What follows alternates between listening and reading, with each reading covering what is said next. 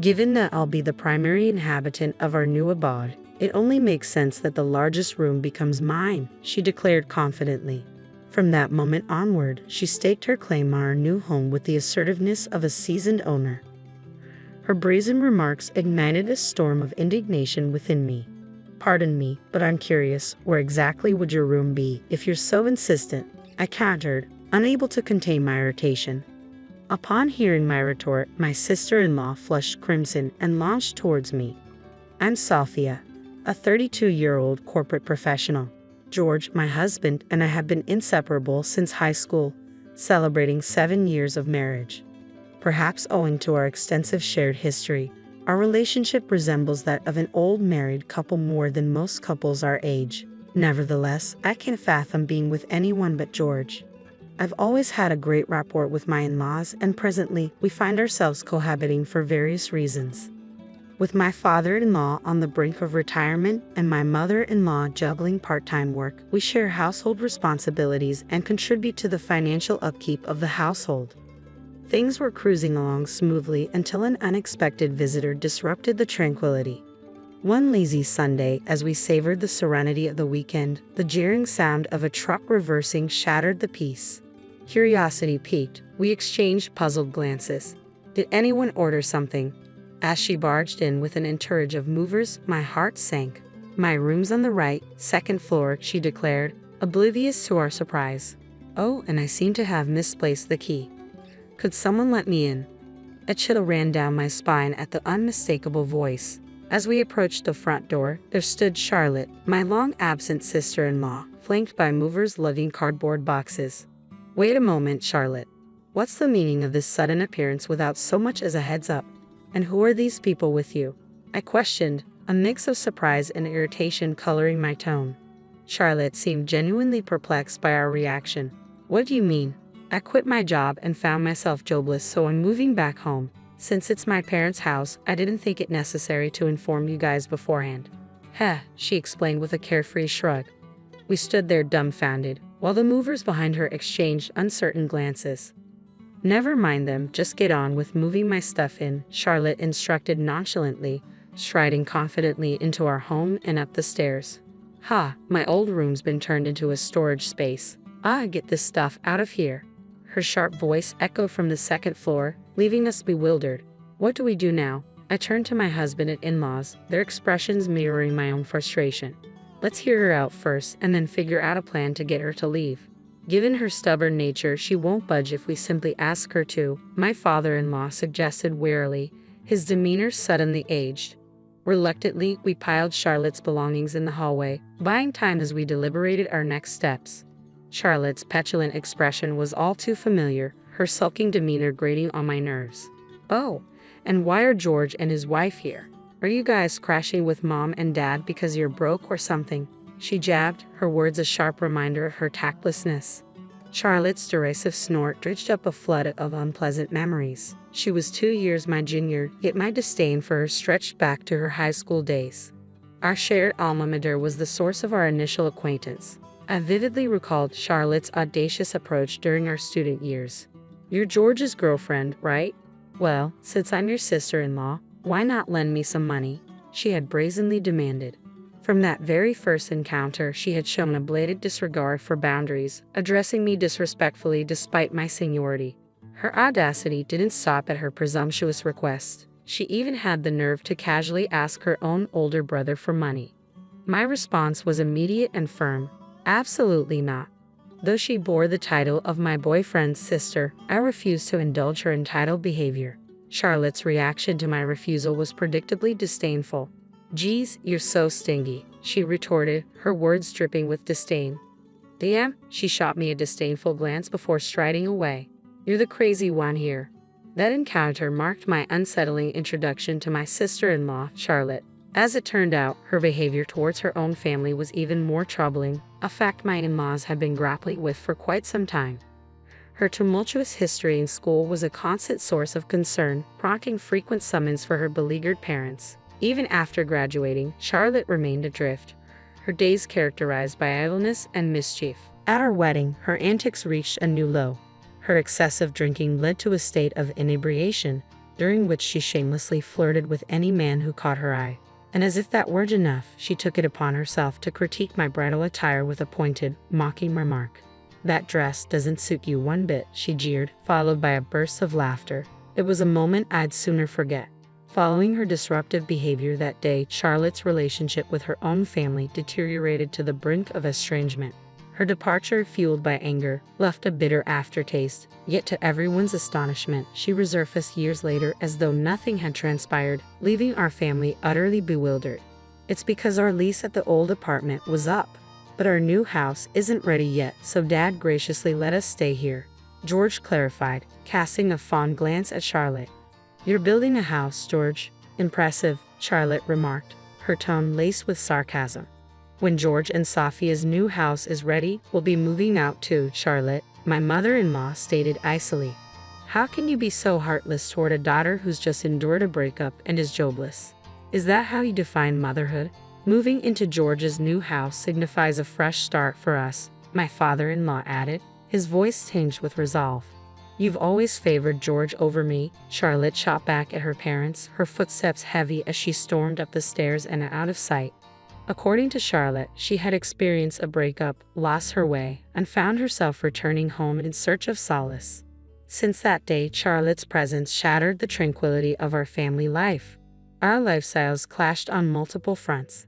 Her late-night, boisterous phone conversations with friends often sparked heated arguments between her and George. Despite shirking any household responsibilities, Charlotte never hesitated to voice her culinary preferences. "Fish? I hate them. Too many pesky bones. Can't you whip up some meatloaf instead?" she'd interject.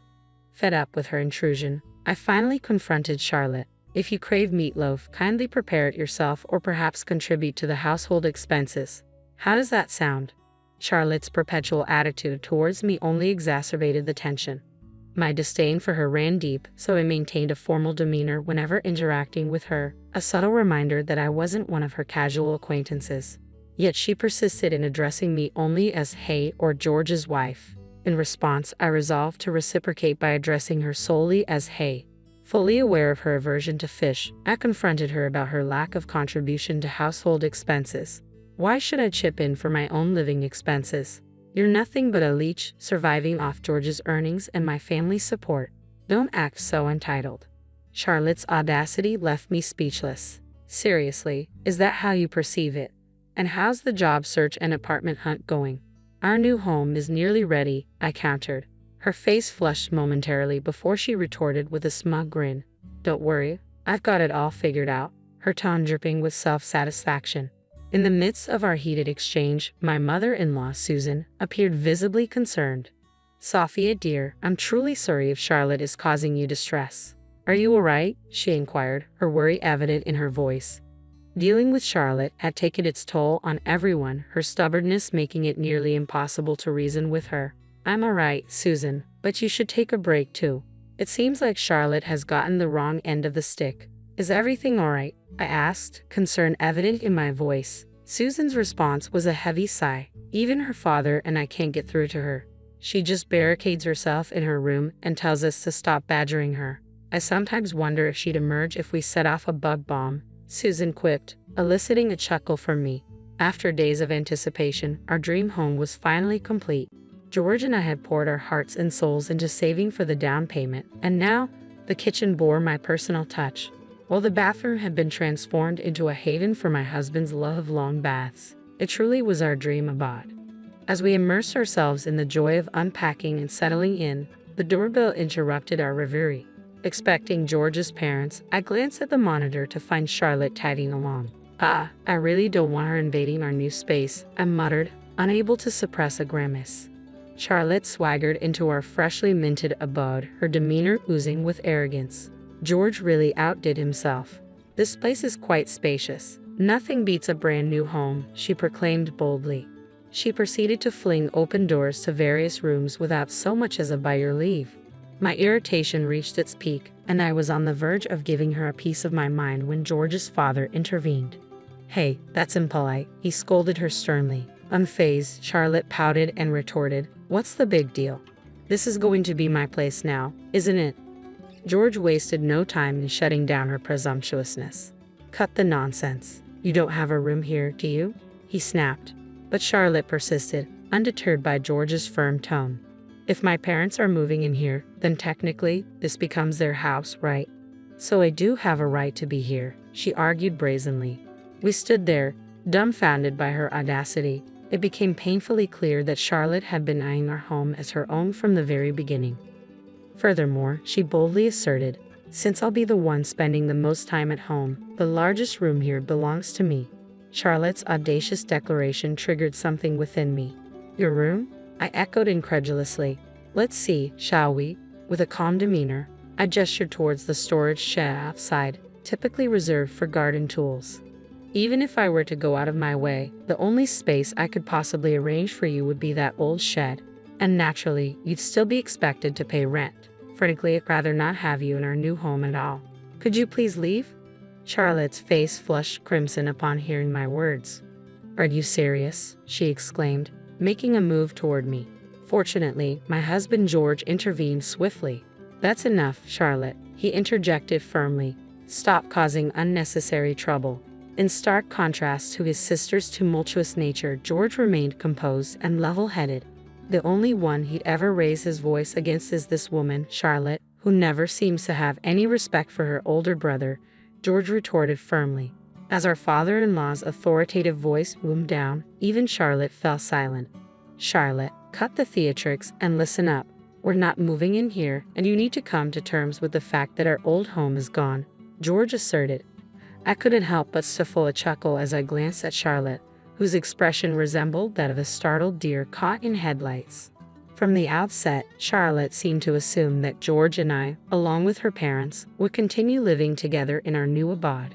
However, that wasn't the case.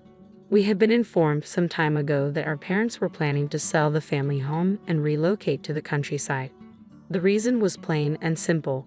We're just tired of dealing with Charlotte's antics all the time. We want to enjoy our retirement in peace. Our mother-in-law had expressed her frustration. Charlotte had stormed out of their old home, declaring, "I never want to set foot in this house again. I don't consider you guys as parents to me. Just disappear already." Living with Charlotte had taken a heavy toll on my in-laws. Her volatile temperament had led to numerous conflicts, some of which even resulted in legal disputes. Despite her reckless behavior, Charlotte remained unrepentant, leaving her parents to foot the bill for settlements. To cover these expenses, our mother-in-law had taken up part-time work, the financial burden imposed by Charlotte weighing heavily on the family. George and I had done our best to support them, striving to maintain some semblance of peace in our lives amidst the chaos. However, Charlotte, seemingly oblivious to the havoc she had wreaked, showed no gratitude towards her parents. Instead, she only sought their assistance when it suited her own needs. My frustration with her behavior had reached its breaking point. "Then I'll just move into your new house with you guys, or I'll end up on the streets," Charlotte finally admitted, a hint of panic evident in her voice as she confronted the truth. "Enough, Charlotte. The answer is a resounding no. We've tried to reason with you countless times, but you've refused to listen. Did you honestly believe we overlook everything simply because we're your parents? We're not immune to hurt, Charlotte. We have emotions too. And let's not forget your own words. You guys are no parents of mine. Just disappear already." Our mother-in-law's tone was icy as she addressed Charlotte, whose expression betrayed a mix of shock and realization. Observing Charlotte's crumbling facade, George and I exchanged a knowing glance. "Dad, Charlotte's return wasn't prompted by heartbreak or job loss. Sophia and I are fully aware of the truth," George asserted, causing Charlotte to visibly pale. "In reality, Charlotte was involved with a married colleague," he continued. "She knew about his marital status but chose to continue the affair nonetheless. And when his wife discovered the truth, the affair imploded.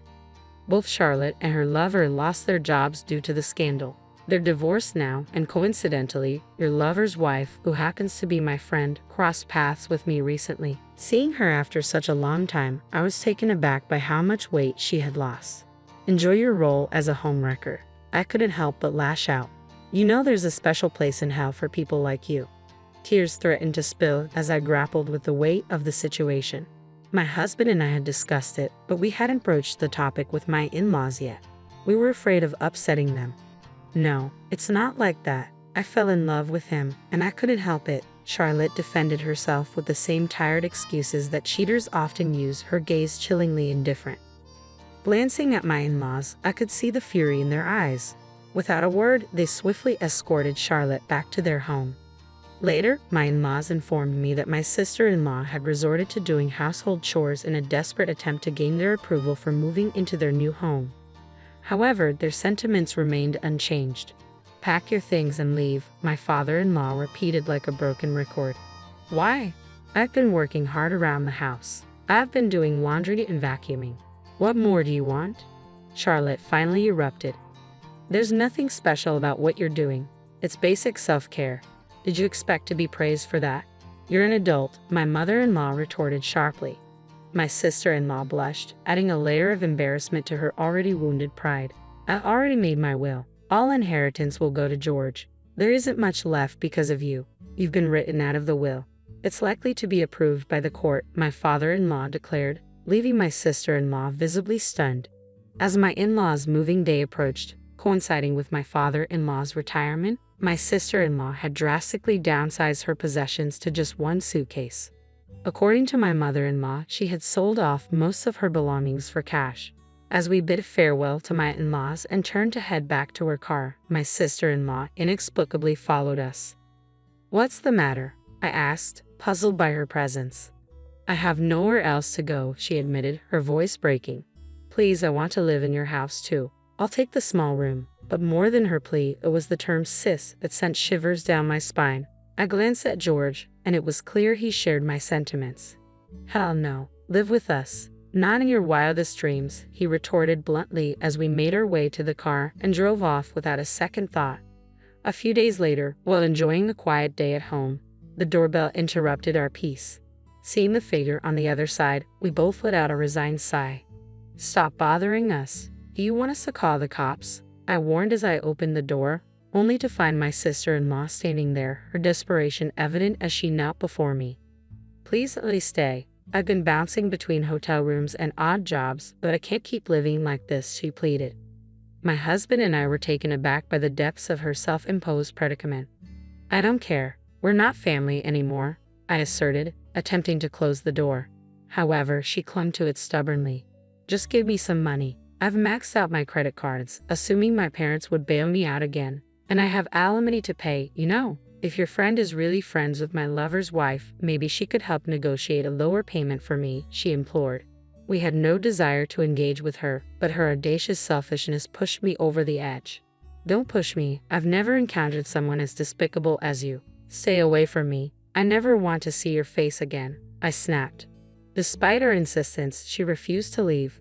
Suddenly, her face drained of color as she noticed our dogs barking from inside the house. "Wait, you have a dog?" she questioned, taken aback.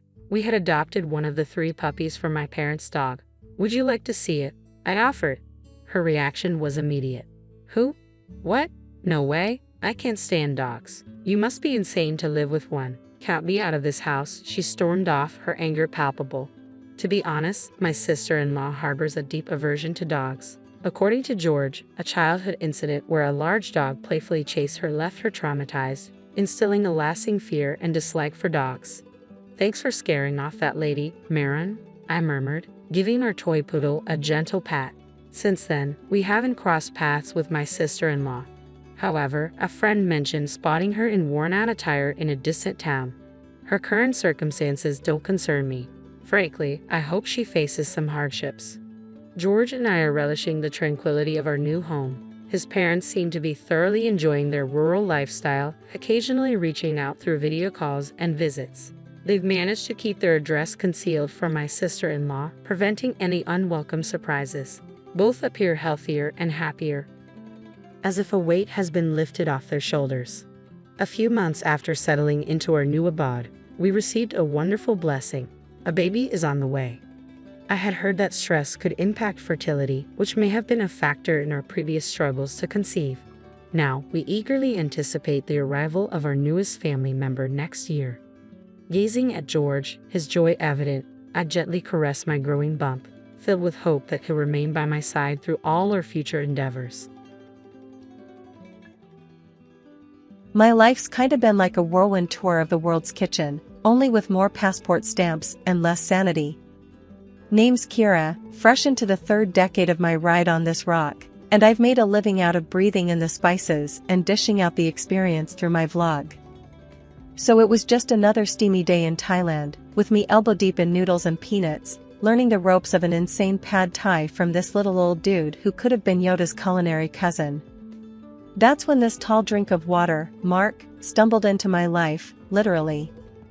He tripped over a foldable chair trying to get a better look at the pan and nearly ended our romance before it started by nearly sending me headfirst into my own sizzle. Whoa, sorry about that, he chuckled, hauling the chair out of the disaster zone. Just trying to see how the magic happens. You could say it's all in the wrist action, I said, giving the noodles a flamboyant toss. Careful there, wouldn't want to add roadkill tourist to today's menu.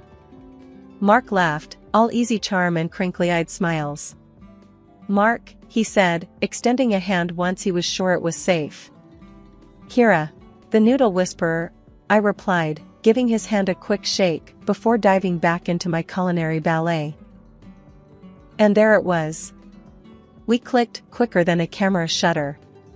He was from the States, here to escape the office walls and spreadsheets, which, to me, sounded like a jailbreak from Adulting 101. We spent the week flitting between street food stalls and ancient temples, with him filming the chaos and me explaining the dance between tangy, sweet, spicy, and umami. When the week ended, we swapped digits. Said our see you laters, 'cause goodbyes were for people who had less faith in cheap international texting plans. Months sped past like high-speed train rides, nights spent spilling our thoughts via texts that turned into calls that turned into video chats. Then one day, he just showed up at my doorstep with a ring and a question. We tied the knot 6 months later. Yeah, just like that. Bam. Married. Things took a nosedive after a while. Forget the lovey-dovey honeymoon phase, it was like we'd skipped straight to bickering old couple mode. I'd be coming home from some corner of the world, my brain still buzzing with the new flavors and faces I'd met, and all Mark could do was hassle me about not being normal. You know what a normal wife does, Kira? That's how he'd start, every single time. She cooks, she cleans, she doesn't jet off every other week. Sitting there at the kitchen table, I'd toss my stuff down and give him a look. Seriously, Mark? You think I just flit around for kicks? This is work. My work. To him, it was like my job was make-believe. Work? You think filming some street food and yapping about it online is work? Get real. Get a proper job. Each word stung. It pays, doesn't it? I'd shoot back. But that was never enough. Once, I was up against a deadline, videos needed cutting, articles needed writing, and guess what? Mark barged into the office and dropped a bomb. The house is a mess, Kira. When you gonna clean up? I couldn't believe my ears. You've got hands, Mark. Use 'em. Defying him only cranked his gears worse. What, and let you loaf around editing videos all day? Is that what you call pulling your weight? Freeloader. That's what he called me. In our own home. I'm out there busting my tail to bring home the bacon, I told him, standing my ground. And this freeloader you're talking to just paid off the last of your student loans with her hobby.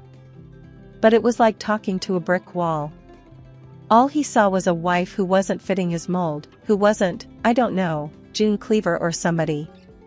And the worst part? Instead of getting it through his thick skull that we were partners in this, he doubled down. Why don't you make something of yourself, huh? He'd sneer. Get a job with a desk, something steady. I am making something of myself. I shouted, slammed my laptop shut so hard I'm surprised it didn't break. You think it's not a real job because I'm not miserable like you? Normal was his favorite word. Bite to eat, 9 to 5, white picket fence, the whole boring shebang. Drove me nuts. But as for me, I wasn't about to let go of my passport or my dreams, no matter what he thought a wife should be. Beatrice, Mark's mom and my mother-in-law, was the kind of person whose idea of a surprise visit was her showing up in your living room ranting about something you did or didn't do. Living just a couple of streets away, she considered our house part of her daily walking route, which basically meant she'd drop by whenever she felt like it. So there I was one Tuesday, laptop open, trying to get some work done on my latest travel vlog. You could almost set your watch by Beatrice. Sure enough, like clockwork, the front door swings open, it's never locked for Beatrice, and there she was. "Working on your little videos again, huh?" Her voice dripped with disdain. She didn't even say hello. I sighed, trying not to look as interrupted as I felt. "Hey, Beatrice. Yeah, gotta keep on top of it." She tossed her oversized purse onto the couch and made herself comfortable. "You know, when I was your age, I was raising kids, keeping a spick-and-span house. Didn't have time for hobbies." Her words plucked at my already frayed nerves. "It's not a hobby, Beatrice. This is my job." Beatrice snorted as she peered over her glasses, which she only wore to make a point. "Call it what you want. When's the last time you cooked your husband a proper dinner? Or are you too busy working on these little trip films?" I bristled. She knew how to hit where it hurt. "Mark eats just fine. I don't hear him complaining." "Oh, he complains, all right. Just not to you." She smirked and picked at a non-existent speck of dust on her trousers. I wanted to scream. Instead, I shut my laptop, a little too hard, and stood up. "I'm right here, Beatrice. And I'm working. Bringing in money. Isn't that important too?" She huffed, getting up. "Well, if you won't listen to me, maybe you'll listen to the pastor. We're having dinner tonight, and he'll set you straight." I was dumbfounded. "Dinner? Tonight? Beatrice, I have deadlines." "Not anymore. You can put off your deadlines to save your marriage. I've seen the signs, Kira. It's now or never." Fuming, I barely managed to keep a civil tone. "Fine. But this is our life, not just mine or Mark's. Don't you forget that." Beatrice smirked, triumphant. "We'll see," she said, and plucked her purse up again. 6 o'clock. And wear something nice for a change. After the door clicked shut, the silence thudded in my ears like the after-ringing of a bell. So much for a quiet workday at home. Now I had to deal with a dinner ambush and a pastor mediating my marriage? Great, just great. Cooking had always been my kind of therapy, mixing flavors like I mixed colors on a canvas. But here came Beatrice, marching into my sanctuary like she owned the place, ready to burn it down with a single glance. That Thursday, I was in the zone, chopping vegetables for a stir-fry, another recipe I'd picked up from my travels. The door flew open and Beatrice waltzed in, all frowns and scowls. "What's that smell?" was the greeting I got. No hello, as usual. I kept the irritation out of my voice, doing my best to stay polite. "Stir-fry. It's a recipe from Thailand," I replied, hoping she'd just sit down and maybe, just maybe, keep her opinions to herself for once. But no dice. "Can't you make anything normal? Real food?" Beatrice scoffed, planting her hands on her hips. I could feel the anger bunched up at the base of my throat, but I swallowed it down, trying to preserve some peace. "I just thought we'd try something new," I said. Mark poked at the food with a fork like he was testing if a piece of roadkill was ready to be scraped off the pavement. "New? I've seen better-looking garbage." "You tell her, Mark," Beatrice egged him on, her arms crossed over her chest. "Yeah, Kira, stick to what you know, which isn't much," he chuckled. His mom laughed along, slapping him playfully on the arm. I felt my cheeks burning up. This was too much, even for me. But before I could come up with anything to say, Beatrice grabbed the skillet from the stove. "Don't waste our time with this garbage," she hurled the contents of the skillet into the trash can. The room fell silent except for the hiss of leftover heat on the empty pan. I stood there, frozen, trying to wrap my head around the fact that the meal I had spent the last hour preparing was now mixed in with coffee grounds and eggshells. My effort to please, to do something different, felt foolish now. I looked at the trash, and I could feel every cruel word and snide remark they ever threw at me sticking to my skin. I couldn't even be mad anymore, it felt pointless. I started to clean up, my movements automatic. The kitchen felt colder now. I knew I should be angry, I should scream or cry or something to show them this wasn't okay. But instead, I just moved quietly, picking up the pieces of my failed attempt at dinner, at trying something, anything, to make this life I was living feel like it had a bit of me in it. The day had heated up more than the forecast said. It was Beatrice's birthday, and against my better judgment, I had gone and got her something special. Wrapped the gift myself, this mirror from Morocco, all hand-painted tiles and real craftsmanship. I thought she might appreciate something unique, something not from the department store clearance shelf. So what did you get her? Mark eyed me as he sprawled over the couch like some lazy cat. Something nice? I said, my hands tweaking the bow on the package, trying to smooth down my rising nerves. He chuckled. You're nice, and her nice ain't the same, Kira. We were in the dining room, this shrine to dark wood and silence, waiting for the queen herself to show up. I heard her before I saw her, that voice curdling the air. Mark, what's the hold-up? There's cake waiting. She swept in, her gaze fell on the gift, and she frowned. What's that? I handed over the package with a hopeful smile. Happy birthday, Beatrice. She looked at me like I was offering a dead rat. But she took it, shredded the paper, and held up the mirror. What in the world is this? I felt Mark's stare burning into my scalp. It's a mirror, handmade from Morocco. I thought it was beautiful, unique. Unique? She squawked, her face scrunching up. It's hideous. And before I could even blink, she slammed the thing onto the floor. Shattered glass skittered across the tiles like wicked ice. Mark didn't even flinch. Kira, what were you thinking? His voice was sharp enough to cut. I stared at the broken mirror, feeling something inside me splinter along with it. I'm sorry, I thought. She cut me off with a wave of her hand, turned to Mark. Tell your wife to stick to cash. Can't go wrong with money. I felt the shards of my patience giving away under my feet.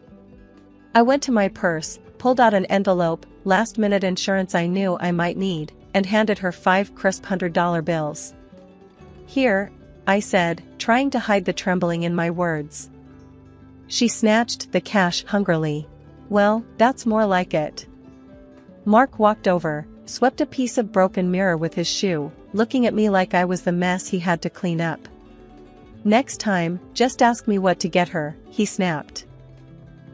I dumped the shards into the bin, listening to them tinkle like a chandelier in a quake.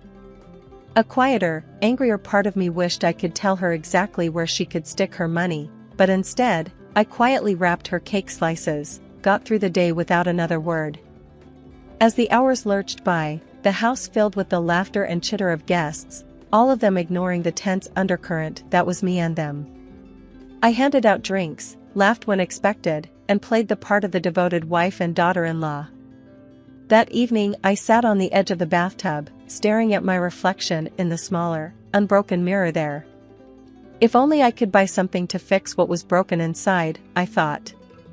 The silent room seemed to agree, and for a long time, it was the most understanding company I had. The wheels of my suitcase dragged a rhythmic clunking over the joints in the sidewalk as I walked up to my front door. I'd just gotten back from Greece. I was there for a shoot, for weeks of filming and a slice of freedom that I didn't know I was starving for until I tasted it. My keys seemed to jangle extra loud as I fitted them into the lock and swung the door open. What hit me wasn't the smell of the house or the stack of unopened mail. It was Beatrice, planted in the middle of the living room, bags piled at her feet like she'd just claimed a spot on the subway. I'm moving in. she declared, her voice brooking no argument. I felt my exhaustion evaporate into a tight ball of anxiety in my chest. What? Why? She eyed me like I was being thick on purpose. Rent's killing me, and since you're never around, it makes sense. I'll take the guest room. This was the worst kind of surprise, the kind that didn't bring any joy, just a heavy weight. I looked to Mark, seeking an ally, but his face was set in stone. Yeah, Kira, why the hell not? Makes sense to me, Mark said. I heard in his voice the finality of a door slamming shut. But, Mark, He cut me off with a sharp wave of his hand. Don't start. You'd been freeloading off my space for years. The word stung, like rubbing alcohol on a fresh cut. That's when my hand dove into my bag, rummaging past the trinkets and memories of Greece until my fingers wrapped around the envelope, the one I kept tucked away for moments impossible to predict. I slapped the divorce papers on the coffee table between us. They seemed to hover for a second before landing, a soft sweep in the tense air. I want a divorce. For a moment, Mark just stared, and the only sound was Beatrice's slow inhale as if she was about to dive underwater. He picked up the papers, and I braced myself for yelling, for pleading, anything. But without saying a word, he scrawled his name across the bottom and tossed them back at me like they were a takeout menu he didn't want. Beatrice, her eyes gleaming like when she found $50 in a coat pocket, actually clapped. It's about time. I looked between the two of them, this pair that was supposed to be my family, and I felt nothing but the need to fill up my lungs. I didn't belong here, maybe I never did. With one last look at the shell of what used to be my life, I grabbed my suitcase. Where you going, Kira? Mark's voice was a dull blade, not cutting enough to hurt anymore. Anywhere but here. My voice came out steadier than I felt. There were no goodbyes, just the click of the door behind me, a soft punctuation mark on the end of a very long, very tiring sentence. It's strange how life can do a 180 when you're least expecting it. A few months since the divorce and life settled into a new kind of normal. My apartment might have been smaller than the house, but it was mine. I was in the middle of a tea brewing ritual that had become my new little evening piece when there was a knock at the door. I opened the door, and there they were, Mark and Beatrice. Like they'd just been out for a walk and decided to stop by. We saw your TV show, Mark said, shoving his hands into his pockets, a sheepish grin smeared across his face like a kid caught with his hand in the cookie jar. Beatrice just stood there, a forced smile stretching her lips tight. Yeah? I said, nursing my mug, not stepping aside to let them in. You watching TV together now? You're doing well, huh? Beatrice chimed in, peering over Mark's shoulder to get a look inside the apartment. I leaned against the door frame, taking a slow sip, feeling the heat of the tea and the situation. I suppose, I replied, the edge of a laugh bubbling beneath the surface. It wasn't just small talk they were after, I could smell it. These two never came without an agenda. Beatrice looked desperate, fidgeting with her purse strap, and Mark looked like he was about to try selling me a used car that was 2 steps away from the junkyard. They tried to butter me up with compliments, nodding at my tiny living room as if it was a palace, but I wasn't biting. Their tune changed rapidly when the buttering didn't work. Look, Kira. Mark's gaze darted around, avoiding mine. Things ain't been so great since you left. Financially, I mean. I raised an eyebrow. Is that right? And it's not just about money, Beatrice piped up. It's lonely. We miss you. I couldn't help it then, I laughed. It was dry and had the edge of years of bottled-up frustrations behind it. You miss me? Well, that's a neat trick. Mark's face flushed a shade of guilt so vivid I almost felt sorry for him. Almost. We just thought, maybe we could start over. I leaned closer, making sure they could see the lack of sympathy in my eyes. You thought wrong. I've moved on, and this? I paused, gesturing to the space between us with my mug. This is me being happy. Without the drama, without the mess.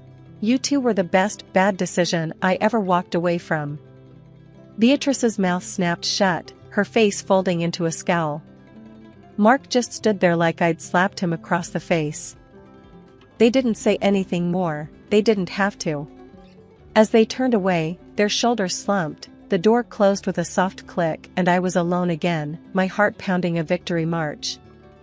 I turned, pressing my back against the door, sliding down till I was sitting with the mug held loosely in my grip, my laughter ringing out, clear and loud in the empty apartment. Turning the tables never felt so good. My life's totally flipped since the show took off. People can't seem to get enough of me eating my way through the most out-of-way places and bringing back killer recipes.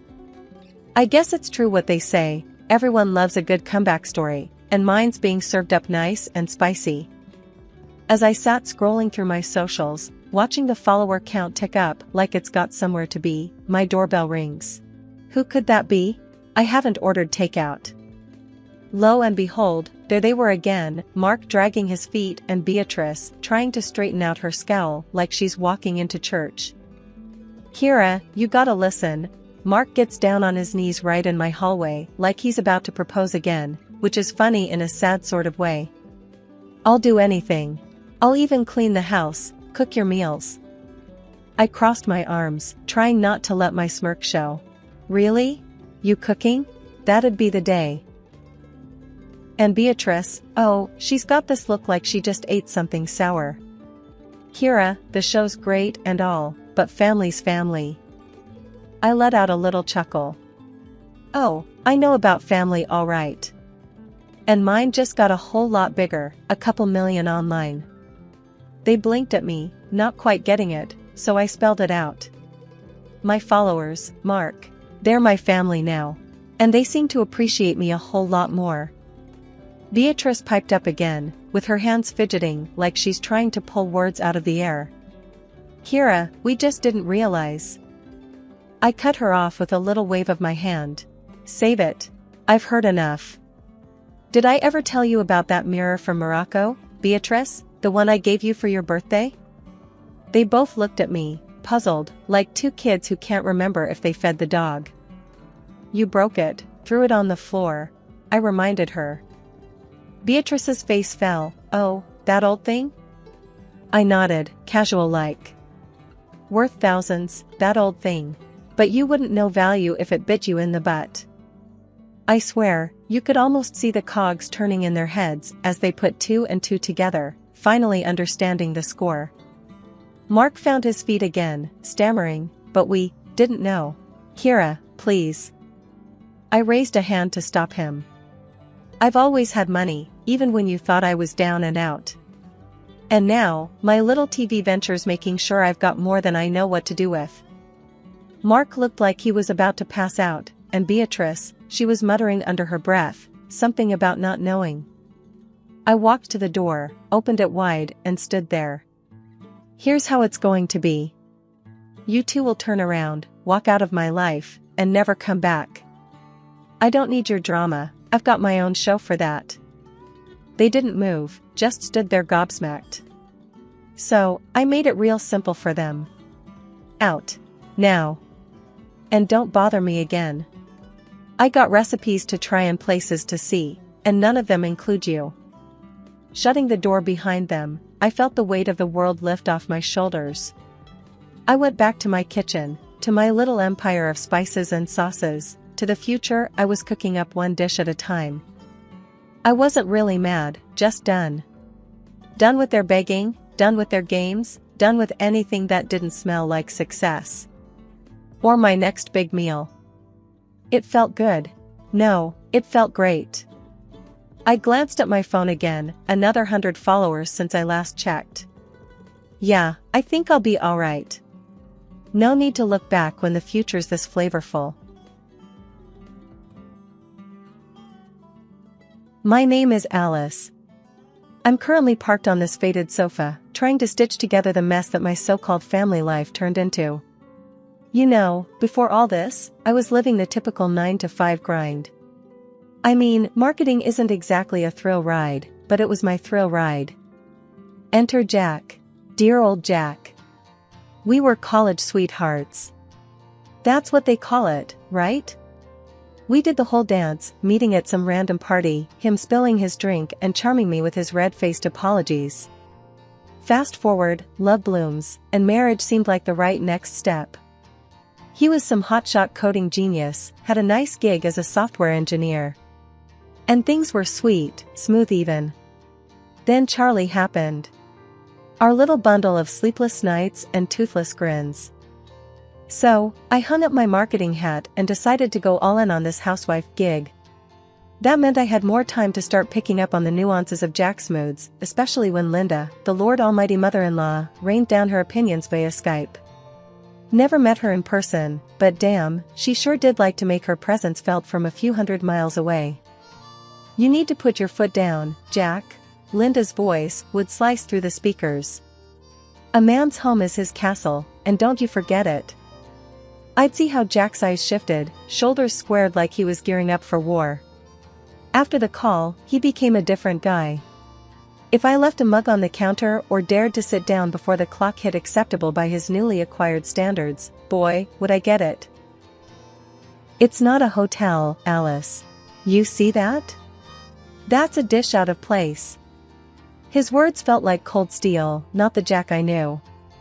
Jack would flip from Dr. Jekyll to Mr. Hyde and back before you could say schizophrenia. But it wouldn't stick. Once Linda's echo faded, I'd get my Jack back. On this particular Tuesday, Jack had that look in his eyes, that unnerving glint that always showed up post-Linda.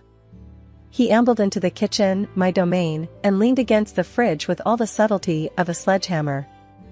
Hey, babe, you need to pick up the pace around here. Mom said.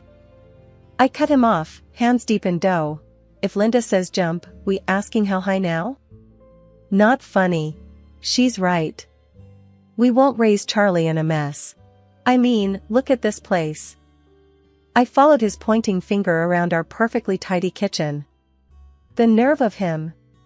I thought about giving Jack a piece of my mind, but my mother always said to pick my battles, and with Jack on a Linda-fueled bender, it didn't feel like a winnable war. Suddenly, the sound of Linda's screechy tone popped from the living room. Another Skype alert. My stomach dropped. Come on, Alice. It's Mom. Watch the attitude. My eyes nearly rolled out of my skull. I wiped my hands and prepared to face the screen, our digital overlord. And there she was, in all her pixelated glory. Alice, dear, I see you're busy, but remember, Jack works hard. Keep that home nice for him, won't you? I gritted my teeth. Of course, Linda. Nothing but the best for your boy. Jack flashed me a warning look, like be nice or else. But as Linda carried on about her expectations, I swear I felt something in me start to crack. Would this ever end? Or was I destined to live under the thumb of a woman who wasn't even in the room? On a Thursday that felt like any other, with Charlie fussing in my arms and the smell of yesterday's dinner still haunting the living room, Jack came out with it. We're spending Christmas with my mom in her house, he said, not even looking up from his phone. I paused, Charlie's pacifier halfway to salvation. Christmas there? With Linda? The words were sour, just hanging in the air. Jack finally glanced up, eyebrow raised. Yep, good for the family and all that. High time they all met Charlie, don't you think? Pulling at the edge of my shirt, already spotted with who knows what, I frowned. But Charlie's so young, and I'm not up for a road trip, especially in December. He shrugged, scrolling through something undoubtedly important. Babe, it'll be fine. A bit of cold won't hurt him. Besides, Mom's already planning the whole thing. Heat flared up in my chest, but I kept my voice steady. Doesn't sound like a question, Jack. Did you even consider my say in this? Come on, Alice. It's not up for debate. This is what families do. They get together for the holidays. I shot him a look that could have burned toast. And usually, they ask, not announce, I snapped. He pocketed the phone and came over, trying to play peacemaker. Hey, I know it's sudden, but think about it. Could smooth things out with Mom. I laughed, but there was no joy in it. Smooth things out? You mean playhouse the Linda way or no way? Jack winced. That's not fair. You know how much she's been bugging me about visiting. I handed him Charlie, who seemed hellbent on testing his lungs. She's not the one who has to pack up an infant and deal with your family's drama. Jack bounced Charlie on his knee, a whisper of a smile on his face. It'll be like an adventure. You love adventures, remember? That's when the mom glare I'd been perfecting hit him full force. Adventures don't involve feeding schedules and diaper bags. But Jack had that determined look that spelled trouble. We're going, Alice. End of discussion. I let out a long sigh, nerves frayed. Fine, but hear this, Jack. We're not going there to be pushed around. I'm serious. He nodded, but there was a trace of something else there. And I won't remember saying yes to this kind of look. And you're gonna help, right? With the packing, the baby, and dealing with your mom? Yeah, of course, he said, though he was already picking up his phone again. With a defeated grunt, I moved to start making a list of what to take. Booties, blankets, and the battle gear needed to survive a week with Linda. The moment we stepped into Linda's house, a looming structure that seemed straight out of a ghost story with its creaky floorboards and chilly drafts, I knew we were in for a ride.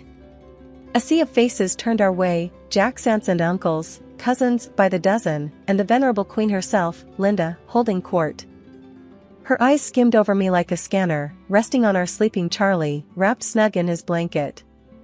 There's my grandbaby, she exclaimed, her arms outstretched, with a warmth that almost felt real. But as she lifted her gaze to meet mine, the temperature could have dropped 10 degrees. Alice, she nodded, begrudging respect at best. Jack cleared his throat. Mom, thanks for having us. The room was buzzing with relatives chatting and the scent of cinnamon and pine. But the festive cheer didn't reach Linda's eyes when she turned back to me. Hope the drive wasn't too terrible. Roads can be unforgiving this time of year. It was all right, I returned with a tight smile, clutching Charlie a little closer.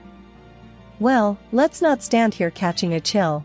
Alice, Linda continued, and the entire room seemed to hold its breath. I would really appreciate it if you could take the lead getting the place shipshape for Christmas.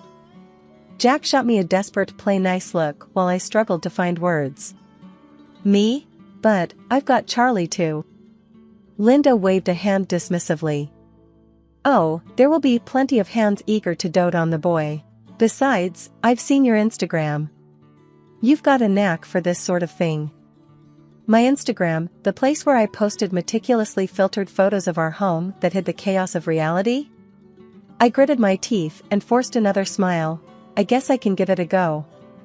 A look of approval crossed Linda's face, one that didn't reach her eyes. So I dug into box after box of holiday decor, feeling more like Cinderella than a welcomed guest.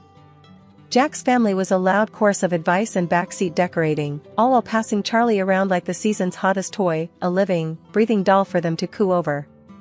Jack vanished into the belly of the house, with only the odd shout of "How's it going there?" or "Mom says the garland should go higher," to remind me he was still there. By the time dinner rolled around, the grand old house glittered and shone like something out of a fairy tale where the fairy godmother had taken the day off and left Cinderella to do all the work herself. At the table, loaded with more food than the whole neighborhood could eat, Jack raised his glass in a toast. To family, he said, smiling. I caught a wink he sent his mother's way. I tried to match their cheer, but fatigue had long since taken the wheel. Jack noticed, but not with the sympathy I needed. You could have put a bit more tinsel up, he remarked offhandedly between bites. Mom noticed. After a long night chasing the elusive spirit of Christmas at the behest of Linda's pointed directions, all the while keeping a smile plastered on my face for the sake of holiday peace, I retired to our room. Next day I found Jack in what they called the den, but it was more like a wild man cave where Christmas seemed to have thrown up. There he was, sprawled on the couch, a beer in one hand, eyes glued to some game on TV. The sound of sports commentators filled the room. "Jack, we need to talk." My voice was firm, louder than I intended. He glanced up, annoyed at being interrupted. "What's up now?" "It's about yesterday, about everything since we got here. I'm tired, Jack. And I feel alone in all this." The words spilled out. He scoffed. "Alone? With all my family around? Come on, Alice. You've got to toughen up. This is the big leagues." "I'm not talking about numbers, Jack. Look, your mom, she's piling everything on me, and where are you? Off the grid the second any work pops up." He rolled his eyes. "Not this again. Just do what she says, Alice. That's how it works around here. You'll live." Frustration boiled over. "I'm not one of your mom's robots, Jack. I'm your wife, and I'm asking for your help. It's like you don't get it." He let out a laugh. "Help? What do you want me to do? Decorate cookies? Hang tinsel? That's kid stuff. Just stick it out." His words stung. "Kid stuff? Really? Because last I checked, we're a family too. Or is that kid stuff as well?" Jack stood up, his face getting redder. "Watch your tone, Alice. Don't start something." The room felt smaller, the walls closer. "Start something? No, I'm finishing it, this conversation and your damn free ride." "What's your deal, Jack? Too good to help out your own wife?" He moved towards the door of the den. "I've had enough of this. You knew what you were getting into when you married me. Remember that." I followed him. "Yeah, I remember. Promises. Support. Respect. Heard of them?" But he was already out the door, leaving me talking to a room full of silent trophies and blinking lights. The next day, there wasn't much change. The family was all over the place, and I was still the designated workhorse. Jack avoided me, getting tight with his cousins, laughing too loud over beers and football. I worked, hardly speaking to anyone, especially not Jack. I was too angry, too worn out. And Charlie, bless him, seemed to sense the tension, becoming fussier with each passing hour. In the middle of a diaper change, Charlie crying and clutching at me, one of Jack's aunts walked in. She didn't knock, just barged in with a bucket of soiled linen. "Here you go. Add it to the laundry when you can." I looked at her, then at the laundry. "I can't right now. Can't you see?" She raised her eyebrows, surprisingly bold. "It's just laundry, dear. Plus, that's what you're here for, isn't it? To help out?" I straightened up, holding Charlie tight against my chest. "Just because I married Jack doesn't mean I'm the family maid." She frowned, her own patience wearing thin. "Don't be so sensitive. We all do our part here." "Yeah. When's Jack's turn?" Her face turned sour. "Jack? He's catching up with family." "Catching up?" My voice rose over Charlie's cries. "Is that what you call it?" She left without another word, but her message was clear, this was on me. I was on my own. I had to shove my way through the crowded store on Christmas Eve, grabbing whatever was left on the shelves. Didn't matter much what it was, anything could be turned into a Christmas dish with enough butter and salt, or so I figured. My phone was buzzing in my pocket the whole time, probably Jack or Linda wondering where I'd got to. But I was too frazzled to answer. Back at the house, I lugged the grocery bags through the snow, my arms about to fall off. Nobody came out to help, of course. I dumped the bags in the kitchen and rolled up my sleeves. The turkey wasn't going to cook itself. The oven felt like a furnace on my face, the heat mixing with my frustration into a kind of steam. As the gravy simmered and the pie crust started to brown, I felt my head spin. I took a seat for a quick breather. Linda stumbled upon me as if I'd planned it, her face twisting into a scowl. "What's this? Just sitting around while there's work to be done?" Before I could gather my wits to answer, Jack appeared behind her, his tone sharp. "Yeah, Alice, what's the deal? We got a timetable here." "I just needed a second," I said, the room tilting a little. "I'm not feeling too." "Oh, save it." Linda cut me off. "This family needs team players, not weaklings. If you can't handle it, maybe you shouldn't be here." Jack didn't say a word in my defense, just stood there nodding like a puppet. Tears burned behind my eyes, but I wouldn't let them see. "I'm not weak," I shot back, pushing up from the chair. "And I don't need this crap, not from you or anyone." Jack's face grew hard. "Watch it, Alice, or you'll be out of here so fast." He let the threat hang between us, heavy as the smell of roasting meat. I bit back a sob, threw on the apron, and turned back to the stove. They left, satisfied that I'd been put in my place. But later that night, after the plates were licked clean and the presents opened, after the laughter and the carols had quieted down, I lay in bed, the silent tears finally falling. They thought I was the weak one, but it was them, all of them. Weak for not helping, weak for not seeing, weak for not caring. Christmas dinner was set up like some kind of fancy spread you'd see in a magazine, except there was one thing off: my seat. It was away from the main table, like I had some sort of disease. I could hear them all, the clinking glasses and the loud laughs from where I was put. I sat there for a moment, staring at the untouched plate. A dry turkey slice stared back at me, the cranberry sauce bleeding into the stuffing like a bad joke. That's when I knew I was done. Finished playing pretend. Charlie was upstairs, asleep in one of the guest rooms. No way was I going to have my kid grow up thinking this nonsense was normal. I stood up, my chair screeching against the floor, louder than I expected. I didn't care. I went upstairs, packed the bags I'd been living out of for what felt like forever, zipped up Charlie's little backpack with his favorite toy and the picture book we read every night.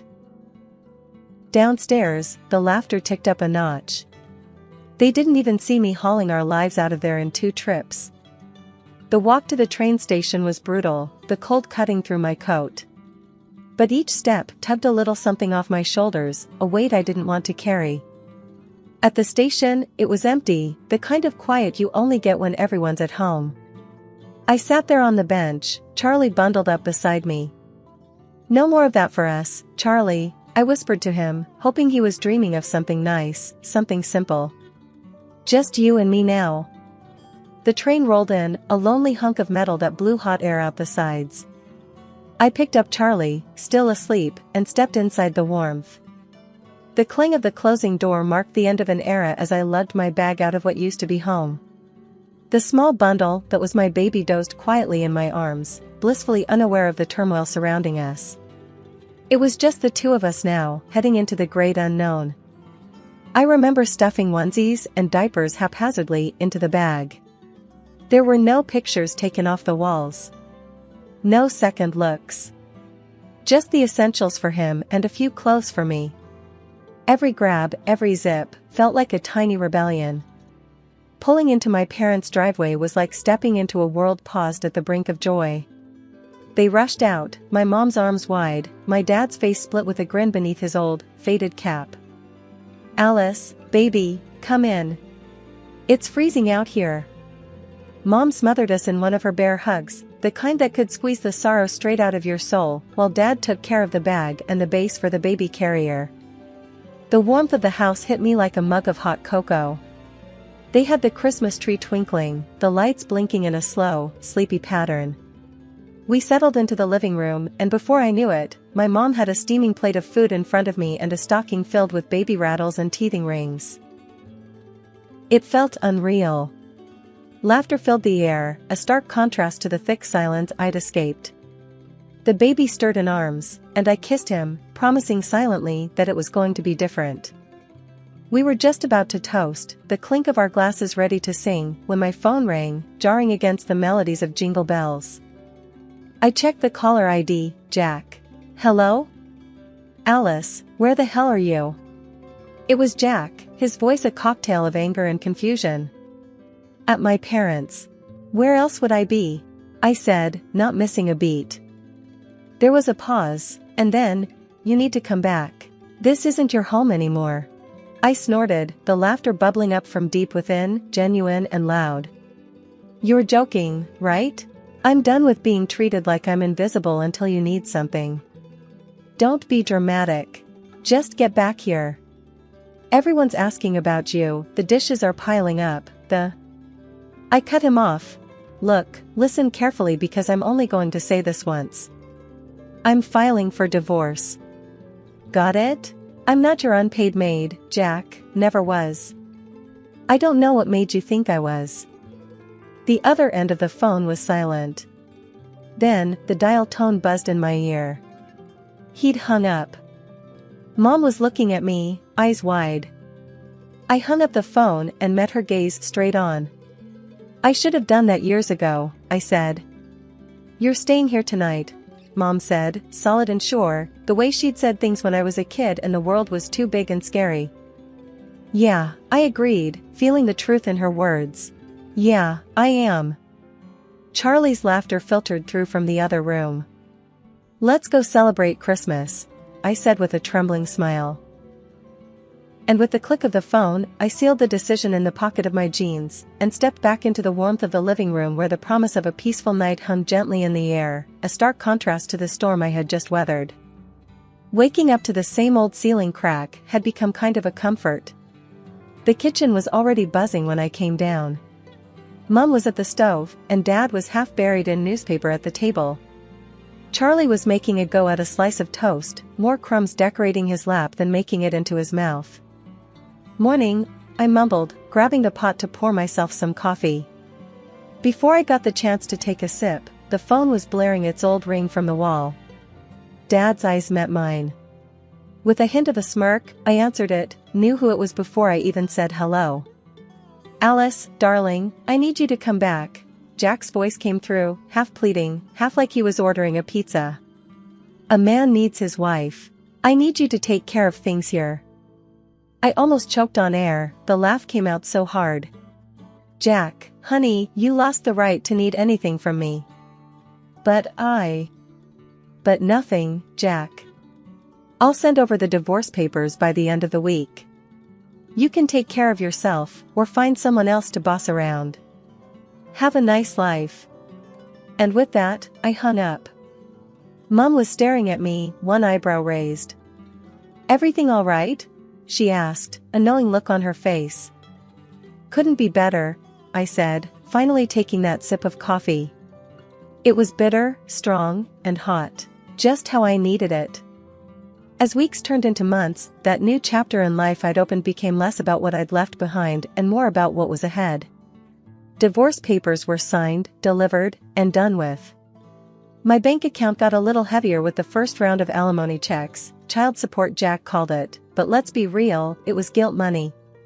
Either way, it was for Charlie, and that's all that mattered. The job hunt wasn't easy, wasn't hard either. Just a truckload of maybes and a handful of not. One day, sitting at the kitchen table with the want ads, I couldn't help but wonder if begging for jobs was just begging to go back to a life like the one I had with Jack. No, that wasn't for me, not anymore. Why the long face? Dad asked, scrunching up his own as he looked over at me from his chair. Just thinking about work, or the lack of it. You'll find something, he said. You got more backbone than half the blokes at the factory. They should be begging you to work, not t'other way round. That night, with Charlie snoozing away in his crib, I lay awake a little longer than usual, the house quiet except for the distant sound of Mom and Dad talking softly downstairs. Maybe it wasn't the new start I'd imagined, with a new place of my own and a sparkling career. But it was solid ground under my feet. It was my family, my boy, and a future that was mine to shape. No more of Jack's dark clouds on my horizon, no more dancing to someone else's tune. My name is Kate.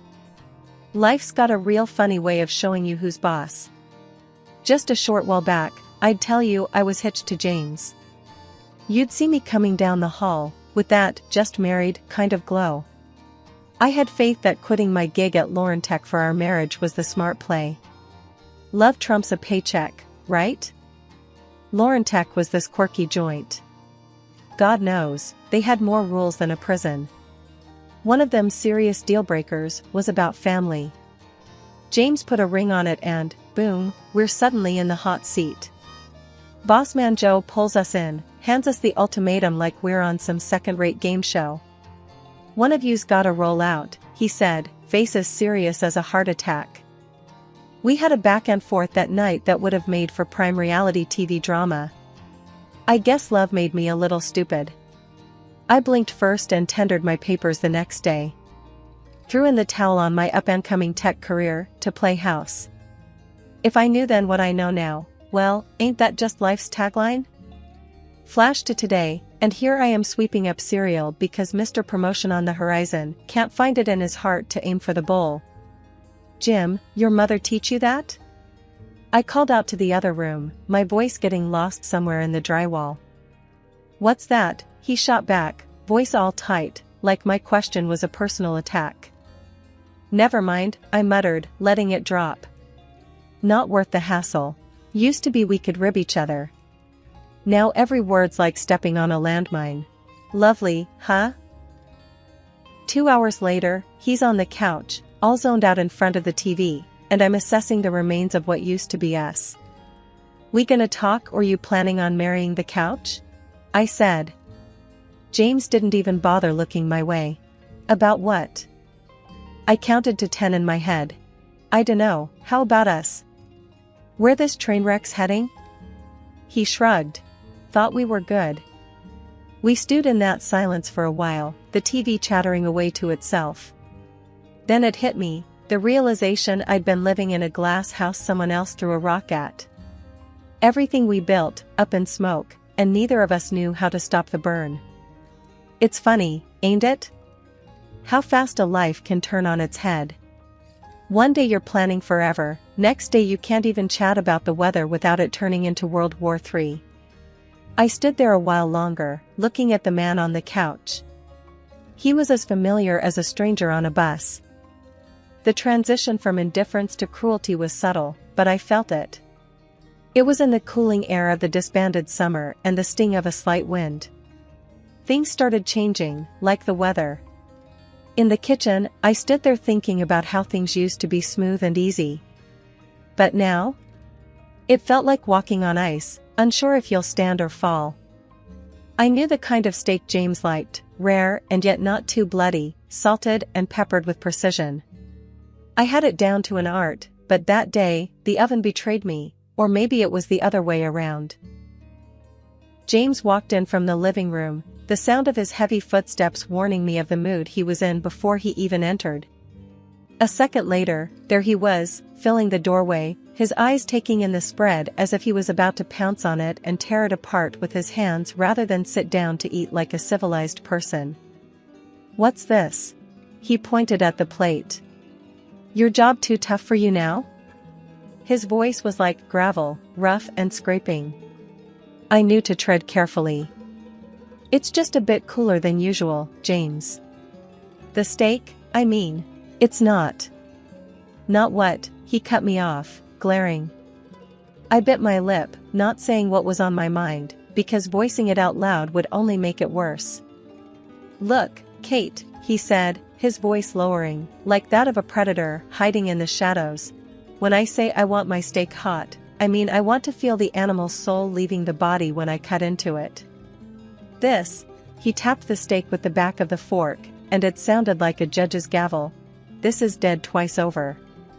He didn't yell, but his voice had a sharpness to it that made my skin crawl.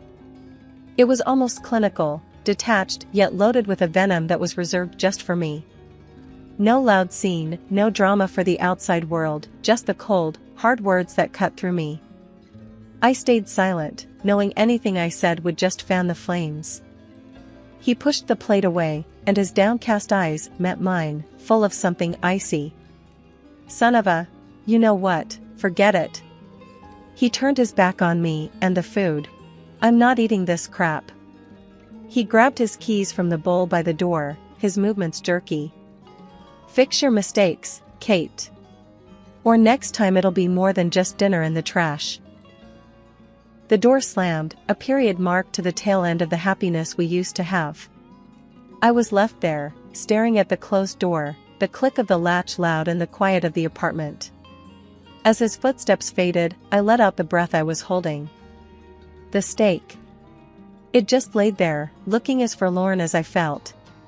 The trash can was the next thing I'd have to face, a cold reminder of my mistake.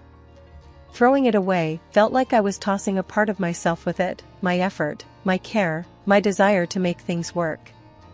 But none of it seemed to matter. Perfect, they called us. His parents, our friends, they all admired the facade we put up. But behind closed doors, the story was different. Demands grew as my self-esteem plunged. James' favorite pastime became scrutinizing every corner of the house, every dish I prepared. I had no job, no income, just him and his approval, which became scarcer with each passing day. And on the nights his parents witnessed an act slightly less convincing than usual, the sofa was my cold reminder of failing to play the doting wife. Tonight was no different. The dinner table was set for two plus his ever-judging eyes. "What's this?" James's voice was flat, pointing at the steamed broccoli. "Dinner," I replied, keeping my voice even. "Broccoli again? Don't you know anything else?" he scoffed, pushing the plate away. I bit back a sharper reply, knowing it wouldn't help. "I'll make something else if you're not happy with it." "That'd be a first," he muttered. The retort stung, fueling a silent anger inside me. I turned back to the kitchen, feeling his gaze on my every move. "Where are you going?" he barked. "I said I'd make you something else, didn't I?" My voice carried a hint of defiance I didn't know I had left. James stood up, his chair scraping loudly against the floor. "Sit down. Let's not pretend like you've got other things to do. Your world revolves around me, remember?" His words were a leash, pulling me back. "Yeah, I remember." I heard him sit back down. "No, sorry, no, thank you." Just a heavy silence that settled over us like dust. As the night dragged on, so did his critique. "This house is a mess," he announced, seemingly out of nowhere. I followed his gaze. The books on the coffee table weren't perfectly aligned, a pillow was slightly askew, life happened in our house. But not the life he wanted. "Clean it up." I wanted to scream. To tell him a house lived in would never meet his pristine standards. Instead, I fixed the pillow, straightened the books, and swallowed the lump in my throat. "The place could use some work," I muttered under my breath. "What was that?" His voice had a sharp edge. "Nothing," I said quickly, louder now. "Just talking to myself." He eyed me with suspicion but said nothing more. In bed, I lay awake, staring at the darkness. The chasm between us was filled with unspoken thoughts and stifled dreams. I thought of all the words I wanted to say, the accusations, the hurt, anger, and all the wishes for a life that felt like it was slowly slipping away from my grasp. I was tethered, bound by invisible chains of dependency and fear. "Perfect," they said. But perfect was just a word, and words were the cheapest currency in the economy of our sham of a marriage. So there I was, just a regular day heading back from the store, arms loaded with groceries. Never did it cross my mind that a bit of ice on the sidewalk would land me square on my rear, but life's got a twisted sense of humor, doesn't it? Down I went with a nasty slip, and the pain shot right through my leg like nothing I've felt before. I tried to get up, but no dice. My leg was having none of it, throbbing like mad. That's when a couple of folks came rushing over. "You all right?" they asked. Must have seen the whole clumsy show. Trying to keep my cool, I just nodded. "I think I busted my leg." They didn't think twice and hailed down a cab to whisk me to the hospital. At the ER, it was a circus. Nurses took their sweet time before a doc finally got to me. He had just one look at my leg and his face said it all before his mouth did. "It's broken," he told me, matter-of-fact like he was talking about the weather. I grimaced, not at the news, but at the thought of facing James with this. While waiting for the docs to do their thing, I figured I should let my husband know, but the dude didn't pick up his phone. Sent him a text, broke my leg, at the hospital, short and sweet, but not even a peep back from him. Turns out, I was stuck there till morning, and the hospital was no hotel, that's for sure. All I got was cold coffee and a nurse who seemed like she'd rather be anywhere else. As soon as I could hobble, they shoved some papers at me to sign and sent me packing in a cab. Back home, the cast was as white as the snow outside and twice as annoying. James was waiting, his face like a thundercloud ready to burst. "No, how you doing?" or "What happened?" He just goes, "Where's dinner?" Really? I'm standing there on crutches, leg in a cast, and he's all mad about dinner? I snapped back. "What do you think? I went dancing. Look at my leg." But he's on a roll, acting like I did it on purpose. "You always have excuses," he sneered. "Can't even do the one thing you're supposed to." Can you believe that? After a night in the ER, all he cared about was his stupid dinner. The whole thing was too much. There I was, hurt and shaking, and he couldn't care less. The air was as cold as that patch of ice I'd slipped on, and I knew right then, this was more than just a broken leg. It was like the ice under us had cracked wide open. I hauled myself toward the kitchen table, crutch by crutch, as if every step was a mile. I was cooking dinner for my beloved husband. It's funny. The bin was near overflowing, and I'd missed it.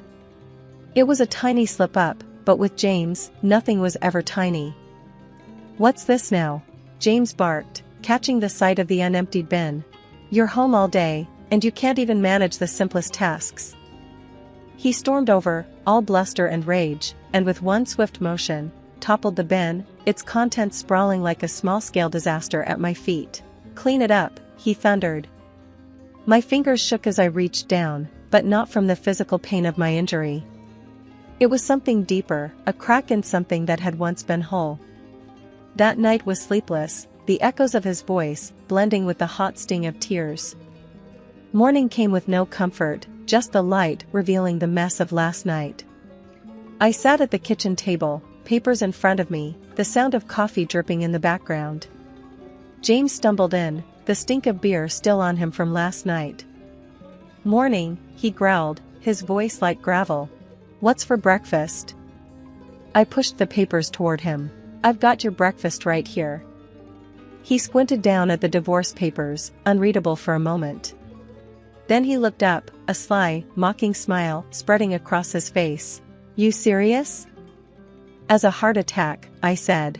Though inside, my heart was racing, like it could bust out of my chest.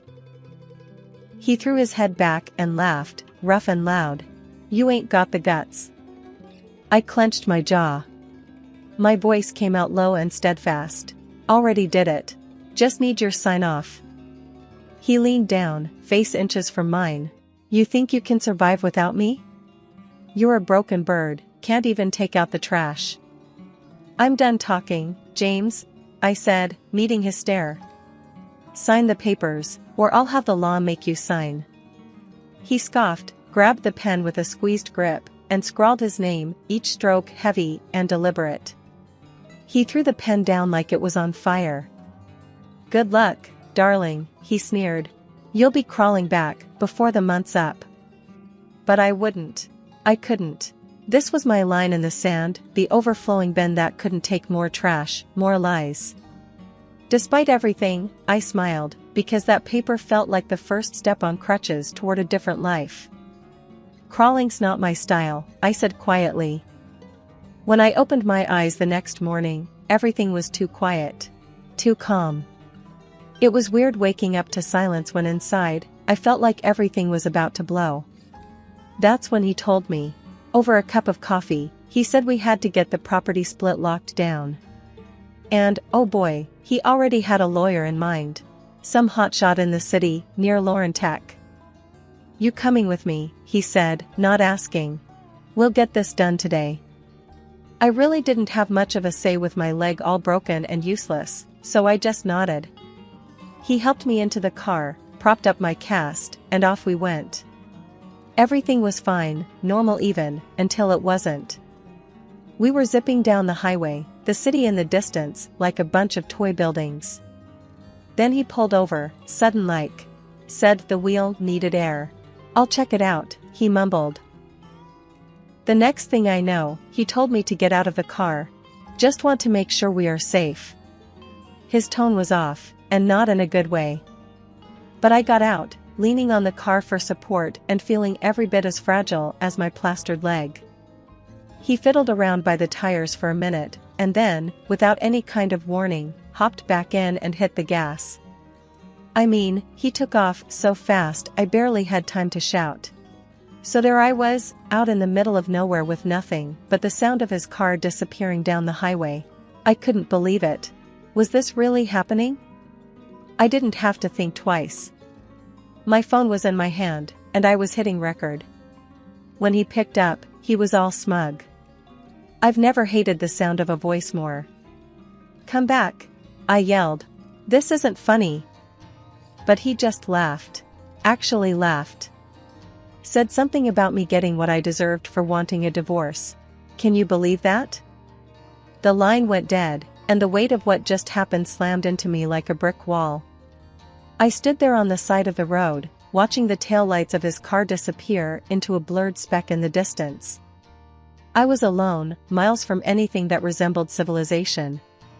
The chill in my bones went deeper than the winter's touch. It was the harsh truth gnawing at me. I was truly on my own. Cars whizzed by, each one felt like a sting. None of them stopped. Why would they? It's not their drama, not their craziness to deal with. I was just some woman on crutches on the side of the road to them. The chill was setting in, biting through my jacket as the minutes dragged on. There wasn't a soul in sight until a gorgeous Jeep truck rattled to a halt beside me. Behind the wheel was the one I least expected to see here. My former boss, Joe. As the car's heater blasted warm air, I could feel my cheeks and hands start to regain some feeling. Joe glanced over at me, his brow heavy with concern. "You look like crap, Kate, you know that?" he said, gruff, but kindly. "Why the hell didn't you call someone?" I shrugged, feeling the weight of the situation press down on me. "Thought I could handle it," I muttered, my voice barely above a whisper. "He left you on the side of the road with a broken leg?" His voice rose, incredulous and angry. "That James is a damn coward." I nodded, hugging myself tighter as I remembered the icy wind and the pain. "Yeah, I guess he is." We reached Lauren Tech, and Joe practically carried me up to the 5th floor. The familiar sounds of the workplace surrounded me, a jarring yet comforting reminder of a life I once knew. Inside his office, Joe handed me a mug of coffee, which I clutched gratefully between my hands. The aroma was a heady promise of warmth. "Thanks, Joe," I said after taking a tentative sip. The coffee was strong, just the way I liked it, a sharp contrast to the bitter cold I had endured. He grunted, pacing back and forth like a caged animal. "Can't believe that bastard. After everything." "Let's not talk about him," I interjected, keen to avoid going down that road. We sat in silence for a moment, the only sound the ticking of the clock on the wall. It was a comfortable silence, born from years of working together and understanding the ebb and flow of each other's moods.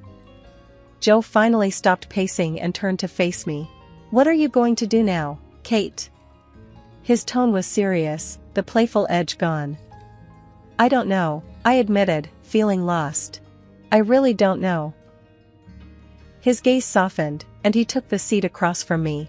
"Look, I'm not gonna beat around the bush. We could use you back here. The team hasn't been the same since you left." A spark of something, hope, maybe, or just surprise, fluttered in my chest. "You serious?" As a heart attack, he said dryly. "You were one of the best. Hell, you are the best. I should have fought harder to keep you." I smiled weakly, both warmed and overwhelmed by his offer. "Wouldn't be easy with my leg like this." "We'll manage. I'll wait until you're back on your feet, literally." He leaned forward, a determined glint in his eyes. I'm not taking no for an answer. The toughness of his words, the undeniable command in his voice, it felt reassuring. Against the backdrop of uncertainty and pain, his offer was a beacon. I'll think about it, I said, knowing full well I'd already made up my mind. I'll think about it, I repeated, allowing a smile to play on my lips. Joe grunted in response, a sound that conveyed understanding and a touch of impatience. Having a purpose, a place to be, and the support of someone who believed in me was more than I could have hoped for given the day's events. It was an unexpected turn, but maybe, just maybe, it was the kind I needed. The air was thick with tension when James headed for the boss's door. The clump of his boots was more hesitant today, like he sensed the storm brewing. He pushed the door, and it creaked open, announcing his arrival to what was once his throne room. There I was, leaning against the desk, arms folded, waiting. James, come in, shut the door behind you, the boss said, his voice an even, ironed-out calm. James saw me and turned pale, but quickly pulled himself together.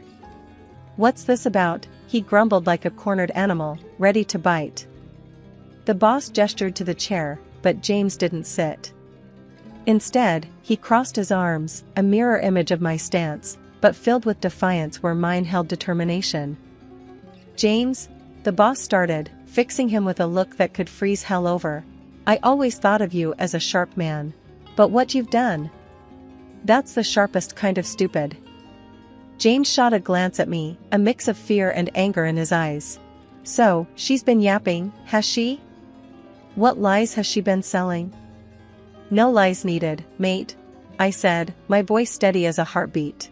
Just played him the greatest hits of your ugly symphony. You've been recorded, clear as day. The boss reached into his desk, pulled out a recording device, and slid it across the table. Care to listen for nostalgia? James's face turned the color of concrete.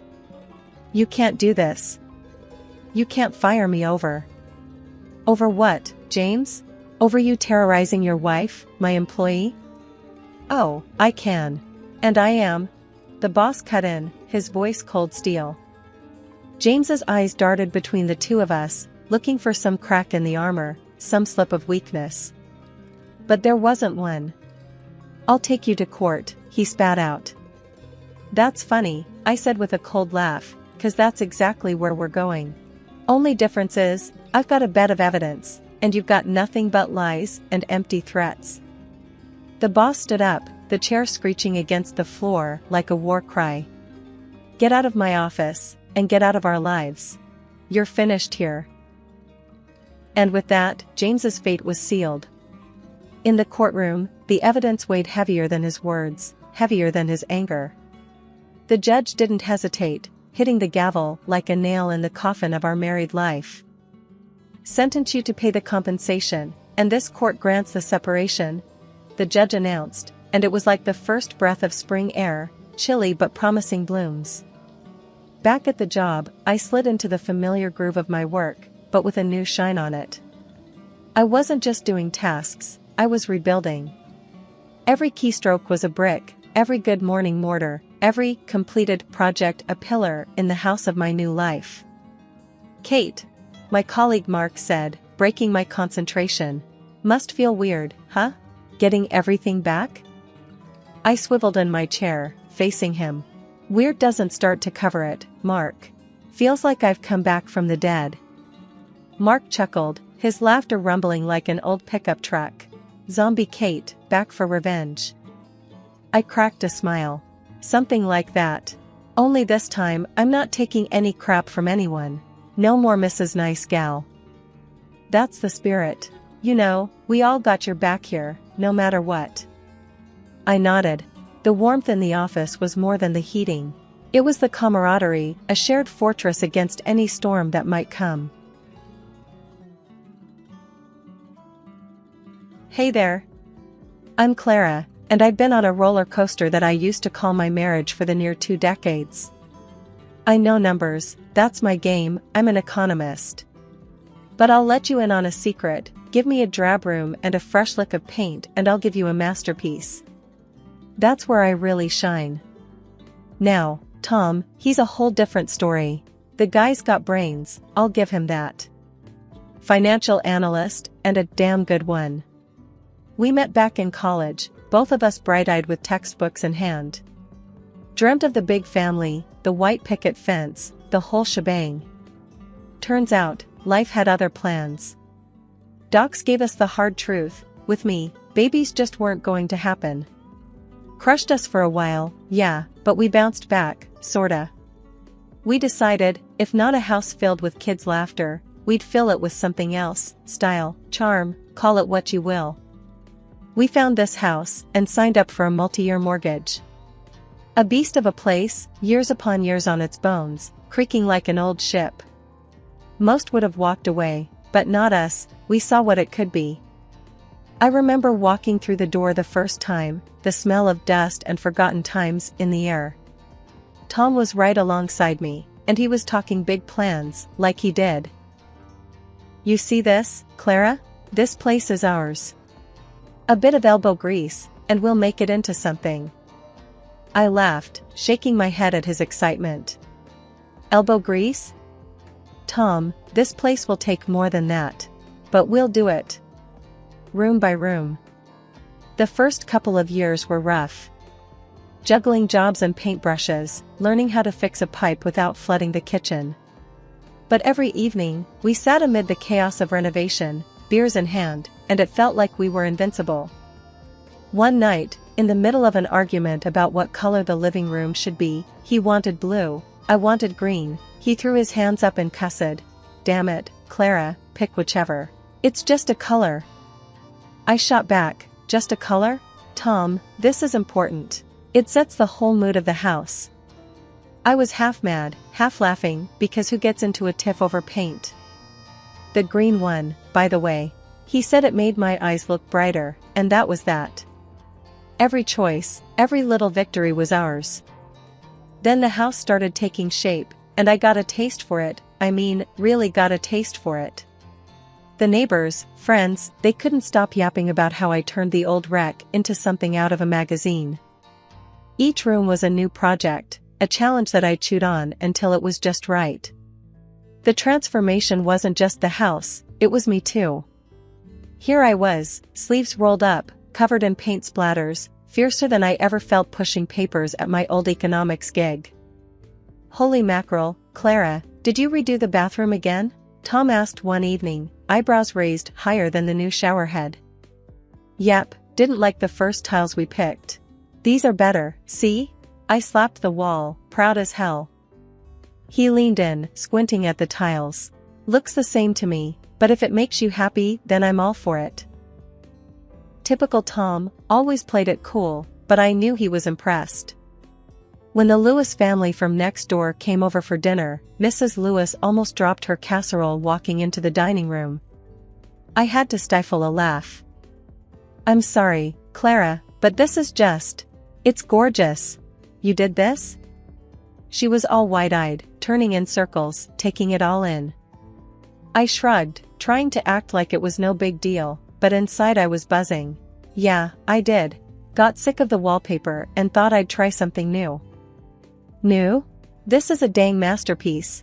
Mr. Lewis chimed in, his face all grins. That's it, I'm done with beige. Mrs. Lewis declared, like she was about to start a revolution. The compliments were one thing, but the kicker? When people started asking if I'd take a look at their places, offer some advice. Then one lady, bless her, asked what I'd charge for a full room makeover. That's when the light bulb went off. Tom, I'm going to do it. I'm going to make a go at this design thing full-time, I said that night, my head full of dreams and schemes. Tom looked up from his paper. Full-time, huh? You sure you're ready for that? I clenched my jaw but kept my cool. I've never been more sure of anything. Well, then you better get to it. No sense in waiting around, he said, and went back to his reading. Not exactly a parade in my honor, but Tom was never one for big displays. He didn't say much while I set up shop, turned the spare bedroom into my office. He'd pass by the door, give a little nod if he caught my eye. transformed the tangled mess of our yard into a garden people stopped to admire. I'd see him out there, leaning on the fence talking with passers-by about the flowers and the shrubs like he knew what he was talking about. One afternoon he came back inside, shaking his head. "Some guy out there just offered me $50 to talk to his wife about doing up their yard. Can you believe that?" I grinned, leaning back in my chair. We're a hot commodity, what can I say? With every chair I reupholstered and every light fixture I swapped out, my confidence surged. It was real work, getting your hands dirty, making things beautiful. And people paid for it, who would have thought? The hardest part was the learning curve, hanging drywall and not have it look like a dog's breakfast or figuring out plumbing without creating an indoor pool. But it was a good hard, you know? Satisfying. I finally felt like I was in the driver's seat of my own life, taking control and steering myself towards something that was mine and mine alone.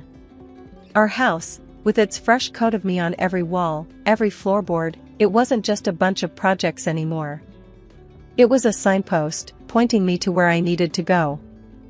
Things were getting busier by the day, my phone was constantly buzzing with new clients, and my schedule was a jigsaw puzzle I was somehow supposed to piece together. Tom had been supportive of my work, but something had shifted lately. As my plate piled up, his seemed to empty, chores and all. "Mornin'," I greeted Tom, as I trudged into the kitchen, stepping over a pile of his work shirts. He grunted back, eyes glued to his laptop. At least he used to help with breakfast. "The basket's overflowing, Tom. Your turn, yeah?" I hinted, nudging the basket with my foot so it spilled onto the floor, hoping he'd take the hint. He sighed, not looking up. "Why? You're home all day." I stopped in my tracks. "Say what now?" "Look, you're always here," Tom continued, a little more carefully now, like he sensed the storm brewing. "Makes sense for you to handle the house stuff." "Handle the house stuff?" I repeated, my voice edged with disbelief.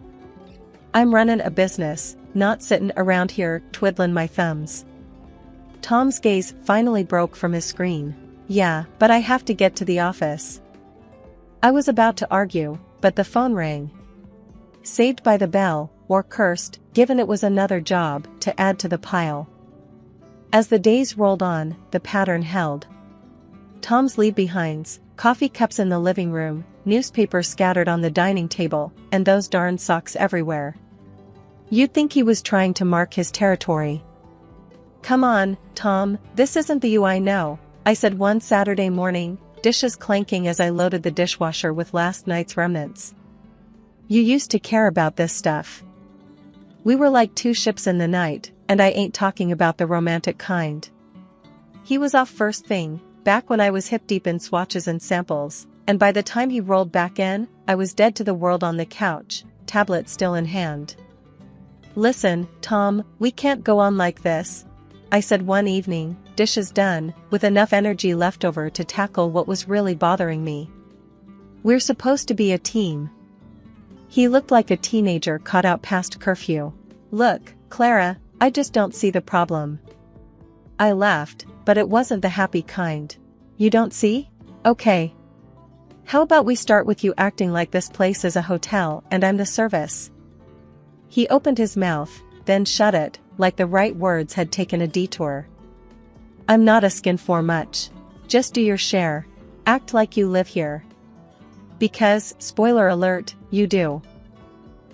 Tom ran a hand through his hair, looking like he wished he could disappear into the couch cushions. "Fine, I'll pick up the slack." "And?" I pressed. "And I'll start by sorting the laundry." "Now we're talking."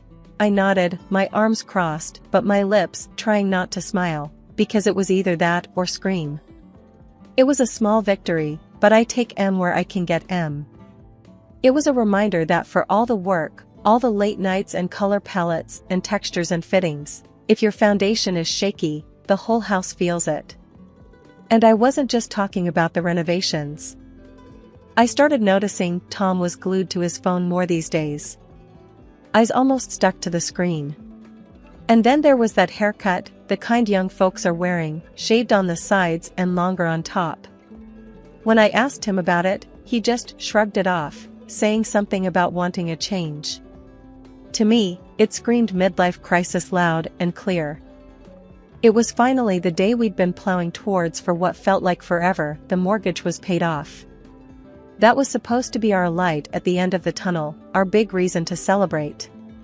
So, on my way back from work, I dropped by the liquor store and picked up a bottle of the good stuff, the type that would make your wallet weep.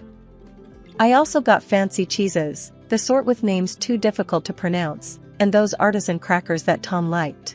I was all set to surprise him. Walking into the house, everything was too quiet. Usually, Tom would be home by now, dinner on the go or some music playing. Not today. The place was dead silent. I called out for him, my voice disappearing into the silence. "Tom, you here?" "Nothing." I wasn't too worried at first. He could have stepped out for something, I thought. Maybe he went to get flowers, to add to the celebration, I hoped. I made my way to the living room and started getting the place ready for when he'd return. It was going to be a good night. We'd earned it. The expensive red would breathe a little, I'd get the snacks looking nice on plates, and we'd cheers to no more damn bank payments. But then I saw them, papers neatly stacked on the coffee table. Not thinking much of it, I reached over and that's when my heart took the first hit. Divorce papers with Tom's name already scribbled at the bottom in his unmistakable handwriting. For a good few minutes, all I could do was stand there. It felt like one of those prank shows where the joke's gone too far. But this was no joke. The realization sank its claws into me, and I could feel my hands shaking, my face hot. Damn it, Tom, what the hell is this? But I was talking to an empty house. I chucked the bottle of wine onto the couch, who cares if it stains, and sat down hard at the coffee table. This wasn't something you slip into conversation, this was a bang, it's over, out of nowhere slap in the face. I tried calling him. It just rang and rang before his voicemail casually invited me to leave a message. So I sat there for hours, waiting for him to walk through the door. I kept picking up my phone, checking if there were any missed calls, any texts. Nothing. It was like he'd vanished into thin air. The snacks lay forgotten and the bottle of red sat there, the unopened symbol of what was supposed to be our celebration. I remember when we bought this house. We thought this was it, we were set. But now there were just divorce papers and silence. And with every minute he didn't show up, didn't call, it was becoming crystal clear that he wanted out. But he couldn't even tell me to my face. Couldn't even give me a crappy excuse. Tom didn't come, and he didn't call. And I was left alone with a bunch of papers I never wanted, telling a story I didn't sign up for. When Tom walked in the next day, he wasn't alone. There she was, some young girl, looking at me like I'm yesterday's news. But this house, our house, she was eyeing it like it was hers already. "Oh, I wouldn't change a thing," she said as she flounced from room to room. "Except maybe the paint in the living room, brightened things up a bit. Don't you think it's a bit stuffy in here?" Her words, like she's marking her territory. Tom followed her like a lost puppy, then turned to me, "Brazen as you like. We will live here, Clara. In this house. With my new wife." I felt the anger boiling up inside, but I caught a look in his eyes, or maybe it was hers, and just like that, an idea sparked in my head. "Is that so?" I finally said, schooled my features into something calm, too calm. She pranced back in, still taking it all in, claiming it with her greedy little eyes. "Yes," she purred, "it'll do just fine." And then she looks at me like I'm some sort of bug under her shoe. But I'm not. I am the bug that knows where the dirt's hidden, knows exactly what to do when the time's right. I watched them, like a hawk eyeing its prey. Tom, he's talking numbers and moving dates, but I ain't listening. I'm plotting, thinking of every little way I could turn this back on them. Finally, I just smiled at them both. It wasn't a happy smile, but that's not what this was about. This was about wait and see, about holding your cards close to your chest. So I nodded. All right then. Tom paused, probably expected me to yell or throw something. But no, I'm playing this smarter. All right, he echoed, confused, searching my face for the catch. Yeah, all right. You two lovebirds deserve each other. The girl beamed, clueless, thinking she's got it made. And Tom, he had this look, like maybe he's dodged a bullet. But really, he's just fired the starting gun. I turned away to hide the grin spreading across my face. They think they've won, got it all figured out. But little do they know, I've got plans of my own. The game's just begun, and I'm about to make my move. I sat across from Tom at the kitchen table, a bunch of papers spread out between us. Let's make this quick, I said, tapping my fingers on the tabletop. I want my $200,000, what I put into the mortgage. I'm taking my stuff, and that's that. He was half listening, his eyes drifting to where his girlfriend was hanging around like an eager puppy waiting for a treat. Yeah, sounds fair, he mumbled, not taking his gaze off her. A smile, cruel and all mine, lifted the corners of my mouth. And by my stuff, I mean everything I bought. All of it. Sure, whatever. He was nodding along, not really caring or not realizing. Probably both. Tom's attention was all for the young thing, who was now stroking the back of the leather couch, one that I bought on a whim 3 years back because it looked classy and comfortable. We went down the inventory I'd prepared, point by point, and not once did he argue. Not when I claimed the flat-screen TV, not when I tallied up the kitchen gadgets, the high-end mixer, the chef's knives, the espresso machine that took me ages to pick out. With a distracted wave of his hand, he signed where I pointed on each paper. Signed our years away with less thought than he gave his fantasy football league.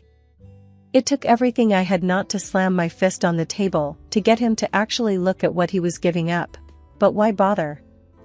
I was getting what I came for. And so, it was done. We signed our names, cleared the path for new beginnings, or in his case, a shiny new mistake. While Tom wandered out of the room, probably to chase his giggling girlfriend, I stayed put, relishing the weightlessness of ending it all. I heard her before I saw her, her voice like tinkling glass, all fake and pretty. She came into the kitchen, one-eyed turned from a 70s nightmare into a modern foodie paradise, and she ran her fingers along the granite countertops. He never cooked a thing in his life, I thought, and she probably can't boil water.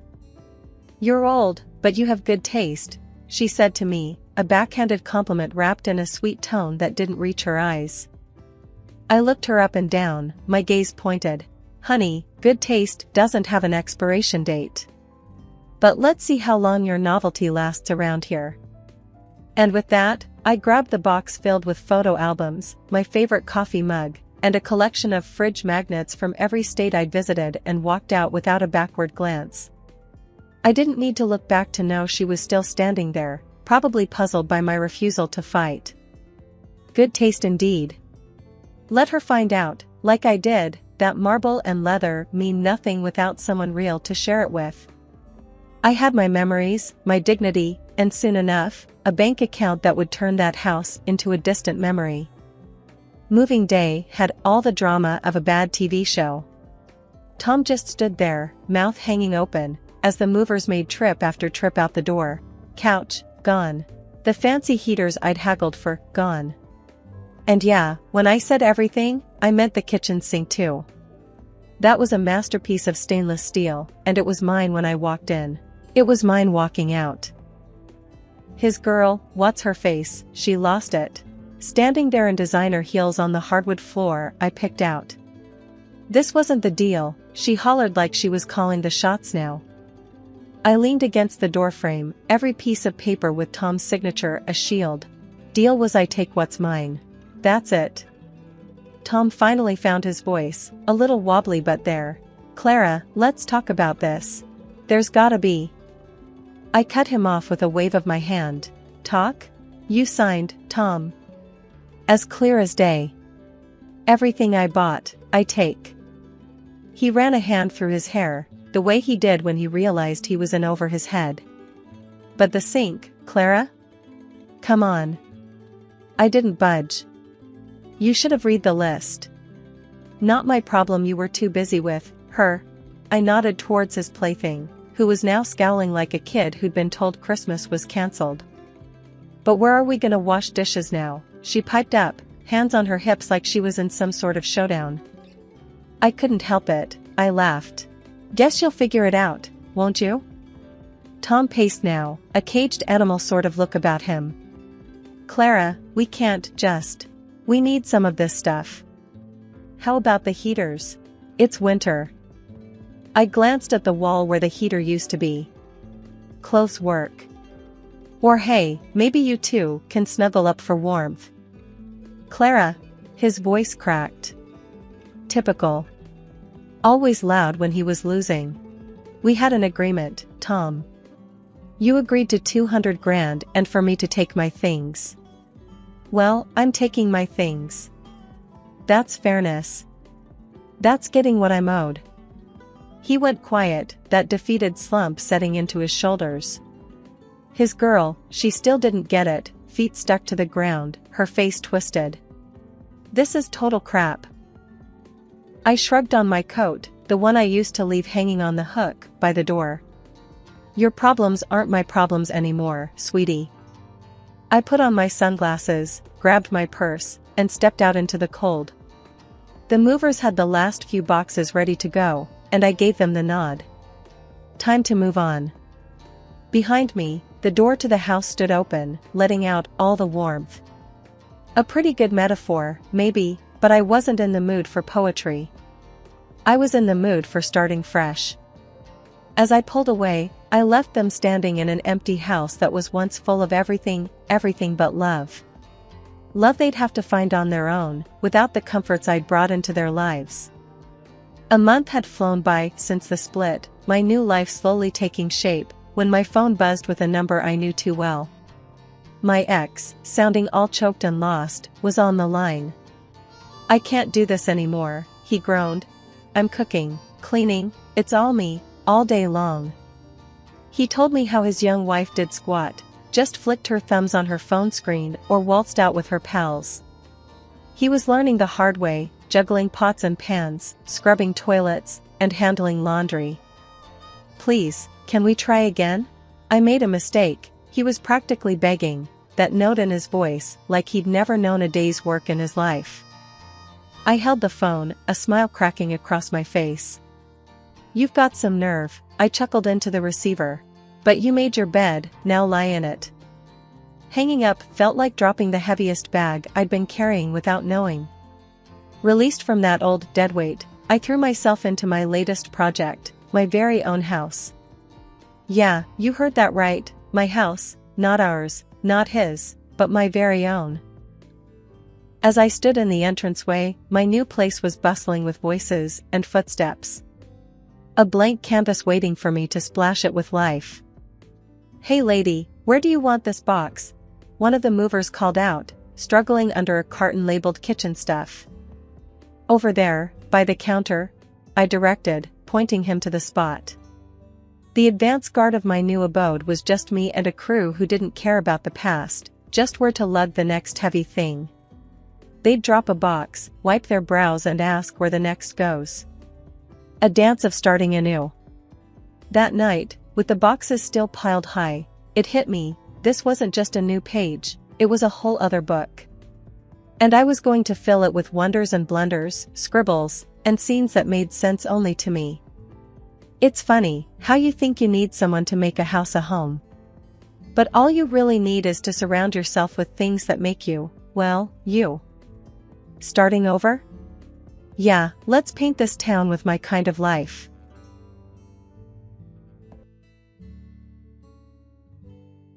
Hey, my name's Margot. Last year, I changed my status to Mrs. and added a wedding band next to my collection of courtroom victories. Slinging arguments before a judge, that's my zone. But dang, I never thought I'd need a defense strategy for family dinners. So, let me put you in the picture. My man, Tom, he's a mama's boy, and I get why. Mrs. Walters, his mom, is the queen bee of their hive. Did the single mom hustle, brought up 2 kids solo. Mad props for that. Sarah, his sister, well, she's another story, thinks she's the center of the universe or something. I remember walking into their place for the first time, Tom's arm around me like he's showing off a trophy. The living room's like a shrine, photos of Tom and Sarah plastered on every surface. It's cozy but feels like stepping onto a movie set where they've been playing house for years, and suddenly I'm the unexpected guest star. Mrs. Walters came at me with this tight-lipped smile. You know the kind, the one that says, "I'm smiling because that's what I'm supposed to do, but I'd rather be scrubbing the bathroom grout with your toothbrush." Dressed in one of those floral numbers that just screamed I'm the matriarch. "Margot, dear, Tom's told us so much about you," she said, sizing me up like I'm a car she's not sure she wants to buy. "Yeah, I've been looking forward to meeting the famous Mrs. Walters. Tom's done nothing but sing your praises," I said, trying to thaw the room a bit. "Oh, how sweet," Sarah chimed in. She'd been eyeing me like a hawk since I walked in.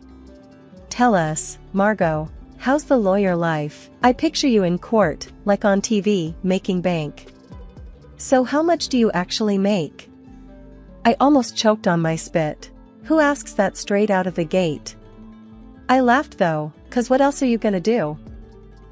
You know, trade secret and all that," I shot back, not missing a beat. Mrs. Walters picked up the baton like it was a relay race.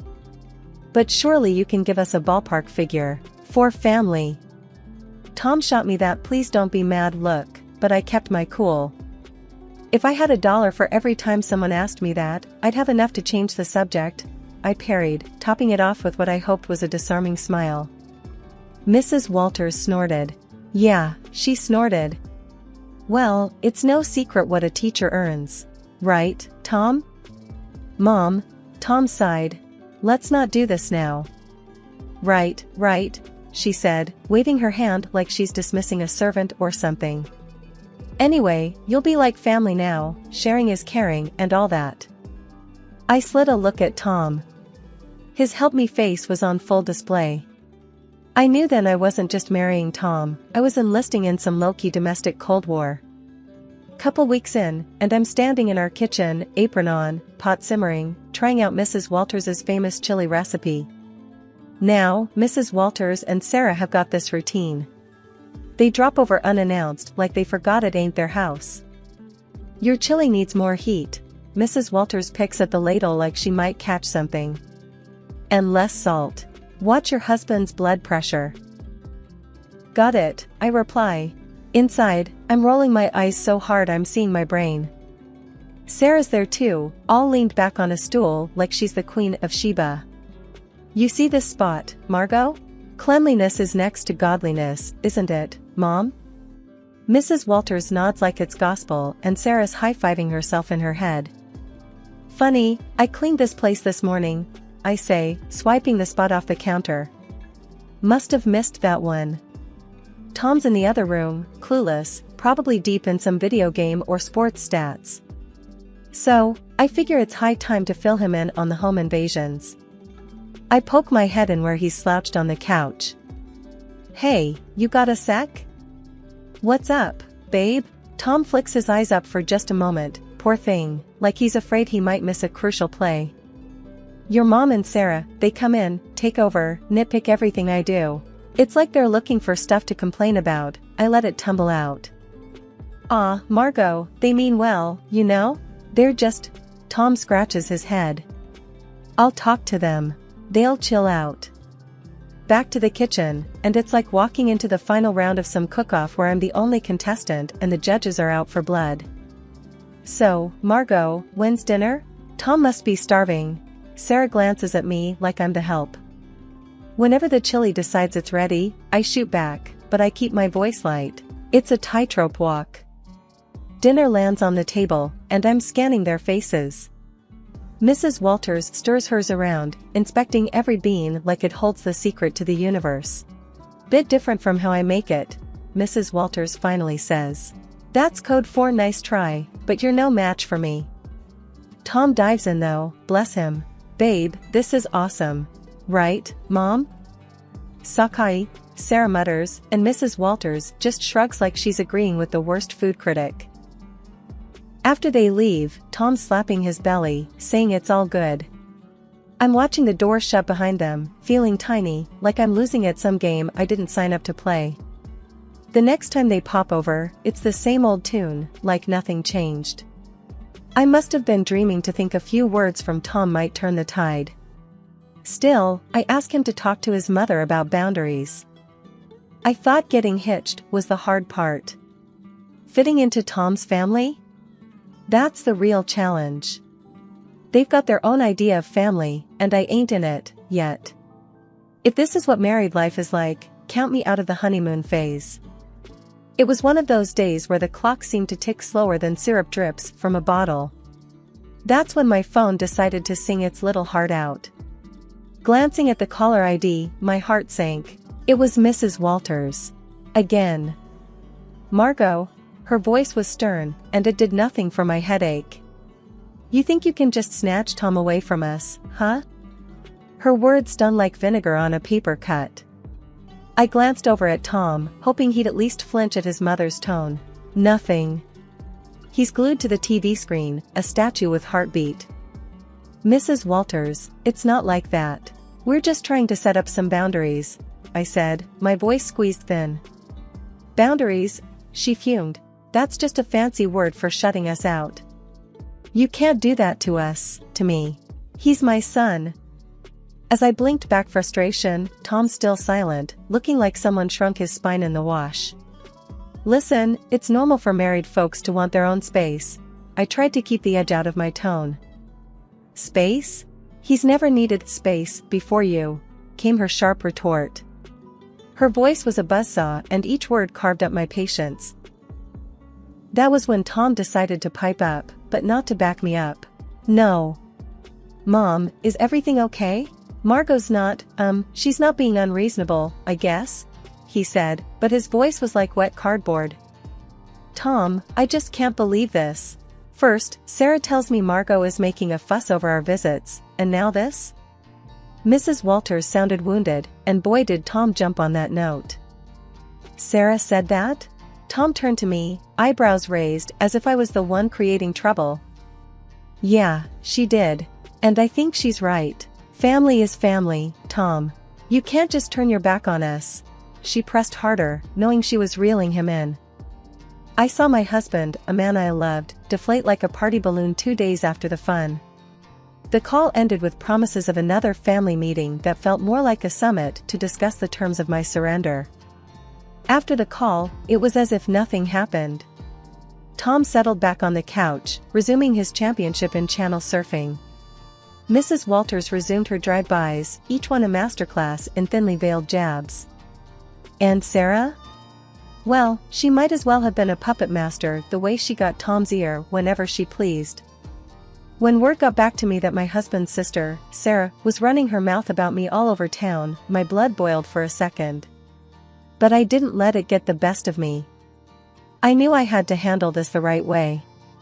So, I waited for the right moment to deal with Sarah directly, and that moment came sooner than I thought. I found Sarah at the market on a Saturday morning, filling her basket with groceries. She didn't see me at first, but I walked right up to her, steady and strong. Sarah, I said. She looked up and rolled her eyes. What do you want, Margot? We need to talk. It's about the stories you've been spreading. She snorted loudly, a smirk spreading across her face. Stories? I don't know what you're talking about. The rumors, Sarah. About me. Emily's bossy, Emily's this and that. Cut it out.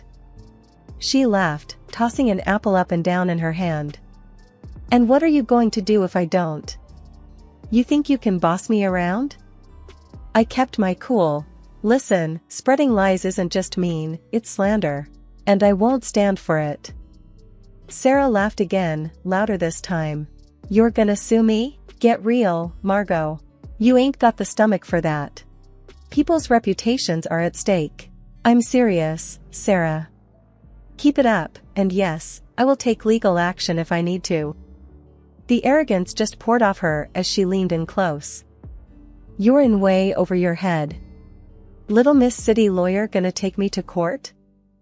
"This isn't a joke, Sarah. I'm giving you a chance to stop this nonsense before it gets serious." She shoved her face closer to mine, a challenge plain in her expression. "Bring it on, Margot. Do your worst." With that, she spun on her heel, almost knocking over a display of canned beans, and left me standing there. Her laughter echoed through the aisle long after she was gone. I walked back home slower than usual, turning everything over in my mind. Later that day, when my husband came back from wherever he'd been, I told him what had happened. He was in the middle of taking his boots off and he froze, one boot off, the other still on. "You did what now?" I told Sarah off. I threatened her with legal action if she doesn't stop spreading rumors. His face went red, then white. "You couldn't just let it go? Why'd you have to stir the pot, Margot?" I straightened up. "Because it's not right, and I won't be walked over. Not by her, not by anyone." We were silent for a good long while after that, both of us lost in our thoughts. It was clear this was more than a little family squabble, it was a line drawn in the sand, and I had to stand my ground. "He's got nothin'." Just stands there with that same lost puppy look that's growing a permanent spot on his face. I tossed myself onto the couch, fuming. The gossip might calm down for now, but Sarah, she's the kind of weed that keeps sprouting up. No tellin' when she'll start her yapin again. And Tom? God knows if he'll ever find the guts to stand up to them. Right now, though, I just need to cool off, figure out my next move in this messy game they're all too eager to play. The whole mess with Sarah had me weighing my options like a pros and cons list in my head. I mean, I signed up for a life with Tom, not a daily soap opera with his family. And with things going from bad to worse, the D word started rattling around in my brain like loose change in a dryer. Then, as if on cue, Mrs. Walters, the town's self-appointed gossip queen and Sarah's godmother, rings me up. "Margot, dear," she chirped like a bird that spotted a worm, "we're throwing a little shindig for Sarah's engagement. It's happening at Luigi's next week. We'd love to see you there." The tone of her voice was all fake nicety, the kind that practically screams "I dare you to show up." I'm staring at the silent phone after hanging up, thinking how this invite smells like a setup. Tom's already on edge, and now this? I couldn't help but blurt out to him, "Guess who's got plans for us next week?" He's sitting at the kitchen table, forehead creased like he's trying to iron it out with thought. "Who's scheming now?" "Your sister's engagement party," I say flat out. "We're invited, courtesy of Mrs. Walters." His face goes a shade paler, the crease deepening. "Oh, hell. Yeah. Oh, hell sounds about right. So, what's the play here, Tom? We gonna roll over and play nice, or what?" He's quiet for too long, and I'm not having it. "Come on, spit it out." Tom finally looks up, his eyes are all serious. "Margot, it's family. I think we should go." I cross my arms, feeling the heat rise up my neck. "And let Sarah have a field day?" I'm not their punching bag. He throws his hands up, a little too dramatic if you ask me. "What do you want me to say?" "That's my sister, Margot." I lean in, my own hands flat on the table. "And I'm your wife." Or does that not count for much these days? The D word is right there on the tip of my tongue, but I bite it back hard. Tom runs his hand through his hair, making it stand up like he's just had an electric shock. Of course, it counts. Look, I'm stuck between a rock and a hard place here. I'm a heartbeat away from losing my cool. Well, guess what, sweetheart? So am I. I married you, not your constant need to please your family at my expense. Tom stands up, walks over, and takes my hands. They felt like rough grit paper, all work and worry. "Margot, I love you. I do. And I hate that it's got to this. Let's not go to the party. You and me, we're a team, right?" It struck me then that this was the first time in a long while he'd picked me over them without flinching. It felt like finding an oasis in the middle of the desert. That night, the thought of divorce quietly tucked itself away, not gone, but sleeping, sort of like a dog with one eye always open. But it was enough for me to catch my breath, to maybe believe that we could find some solid ground again. Luigi's was hoppin' when we showed up, walls throbbing with too loud laughter and clinking glasses. I spot Mrs. Walters right off, sitting queen bee style at the biggest table with that I rule the world look. There's Tom's sister, Sarah, all grins like she's won the lottery, and her guy, Mark, a sort of deer in headlights type trying to smile. His folks are with them too, stiff and awkward like they wandered into the wrong movie theater. Mrs. Walters zeroes in on me the second we step in. "Margot," she uses, like I'm a 5-year-old who's not playing nice. "You'll be taking care of the bill tonight, right? To show you're one of us." I just about spit out my drink. What? Why me? The table's all ears now, and the air's thick with that "oh, this is gonna be good" vibe. Mrs. Walters stretches her smile. Tradition, sweetheart. The newest family member always shows their commitment. My jaw clamps shut so fast I'm surprised I don't chip a tooth. Commitment? That sounds a whole lot like a shakedown. Everyone's perked up like hounds hearing a whistle, and there she goes, Mrs. Walters puffing up like I've slapped her. "Excuse me? That's uncalled for." Tom leans in, his voice barely more than a spit of sound. "Just do it, Margot. It's not a big deal." "A big deal?" I fire back, whisper turned to a snarl. "No thanks. I ain't no one's piggy bank." He's hissing now, real quiet but clear. "Pay the damn bill, Margot, or we're through." I mean it. My laugh's as sharp as a snapped wire. "You're not serious?" He's all stone face and tight mouth. "You think I'm playing?" I stare him down. "Divorce over this?"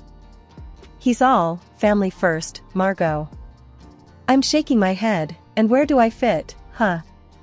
It's showdown time, and even Mark and his parents are watching, their faces screaming what the hell's going on? I push back my chair and stand, let them all get an earful.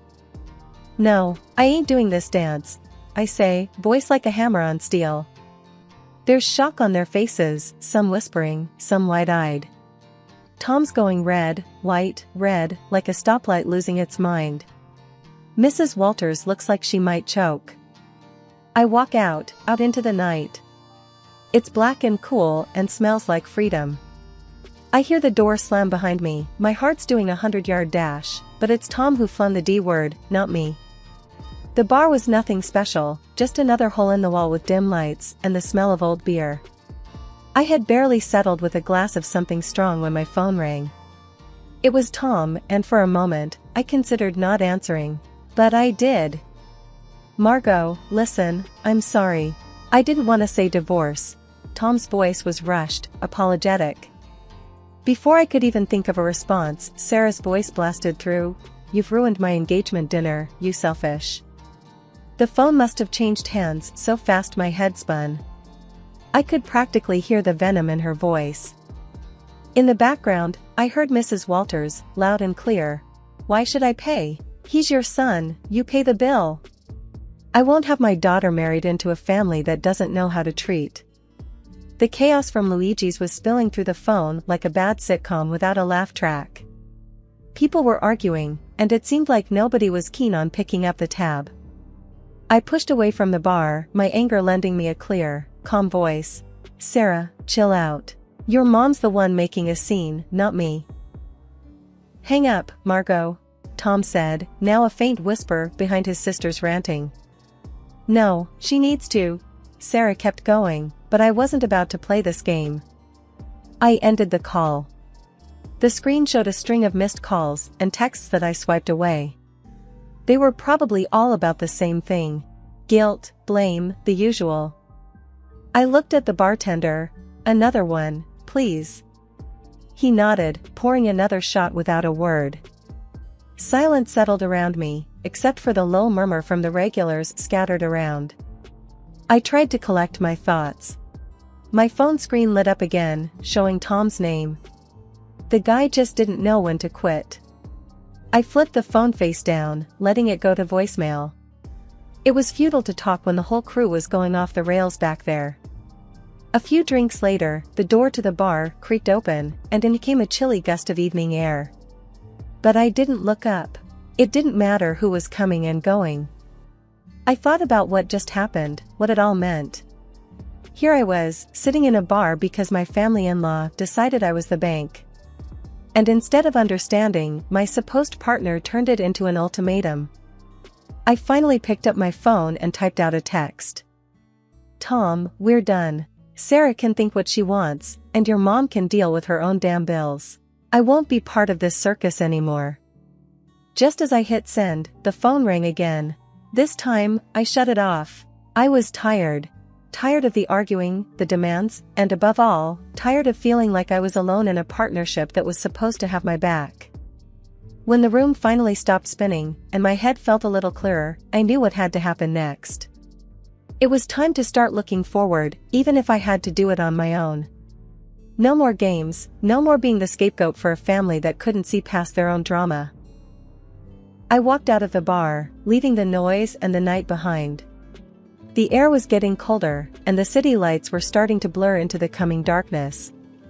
The road ahead was uncertain, but for the first time in a long while, it was mine to take. What a mess that last evening was. The whole thing at the restaurant blew up bigger than anyone thought. The groom had had it up to here with the drama and ditched the engagement right then and there. Sarah's face when he dropped that bomb, I can't even. No one saw it coming, least of all her. Then the mother-in-law went off the deep end. She was screaming like some banshee, causing such a scene that the groom's folks were ready to dial 911. Disrespect, she was yowling. No consideration. It was chaos, the kind of thing you see on those trashy daytime shows where chairs start flying. Meanwhile, I was done. I filed for divorce and cut phone ties. Tom and his calls? Ignored. His messages? Deleted.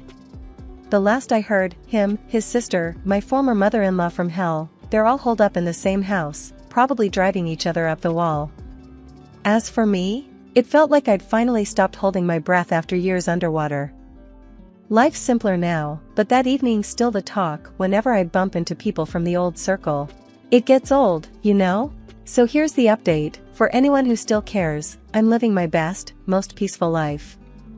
I'm sitting in my usual spot at the cafe down the street from my place, the one where the coffee is strong and no one asks too many questions. The barista gives me a nod. The usual? He asks, like he's asking if the sky's up. Yep, I say. That's what my days are like now, no fluff or meddling in-laws. Work's a breeze when it's just that, work. Free time is mine to enjoy without a side of guilt trips or obligations. I curl up on my couch, that one piece of furniture that's followed me through all the moves. The springs are shot to hell, but it fits my back just right. I flip on the TV, watching some crime show where they catch the bad guys by minute 40. The peace is what gets me. Not eerie or lonely, just peace. Breathe in, breathe out. No more walking on eggshells or cleaning up family feuds. This is living. When I hit the pillow each night, it's with a sense of I did it. No pat on the back needed. I know my worth, and finally, I'm living like it. I'm eating my lunch when the phone dings. A message from a number I don't know. Probably Tom, using someone else's phone to reach out. I delete it without reading. Not today, Satan, not ever, actually. They used to say, you'll regret this. But here I am, not a single regret in sight. The day drags out, cozy and fine, and it ends with a glass of something smooth and a book I've been meaning to read. The heroine's tough, but fair, reminds me of someone I know.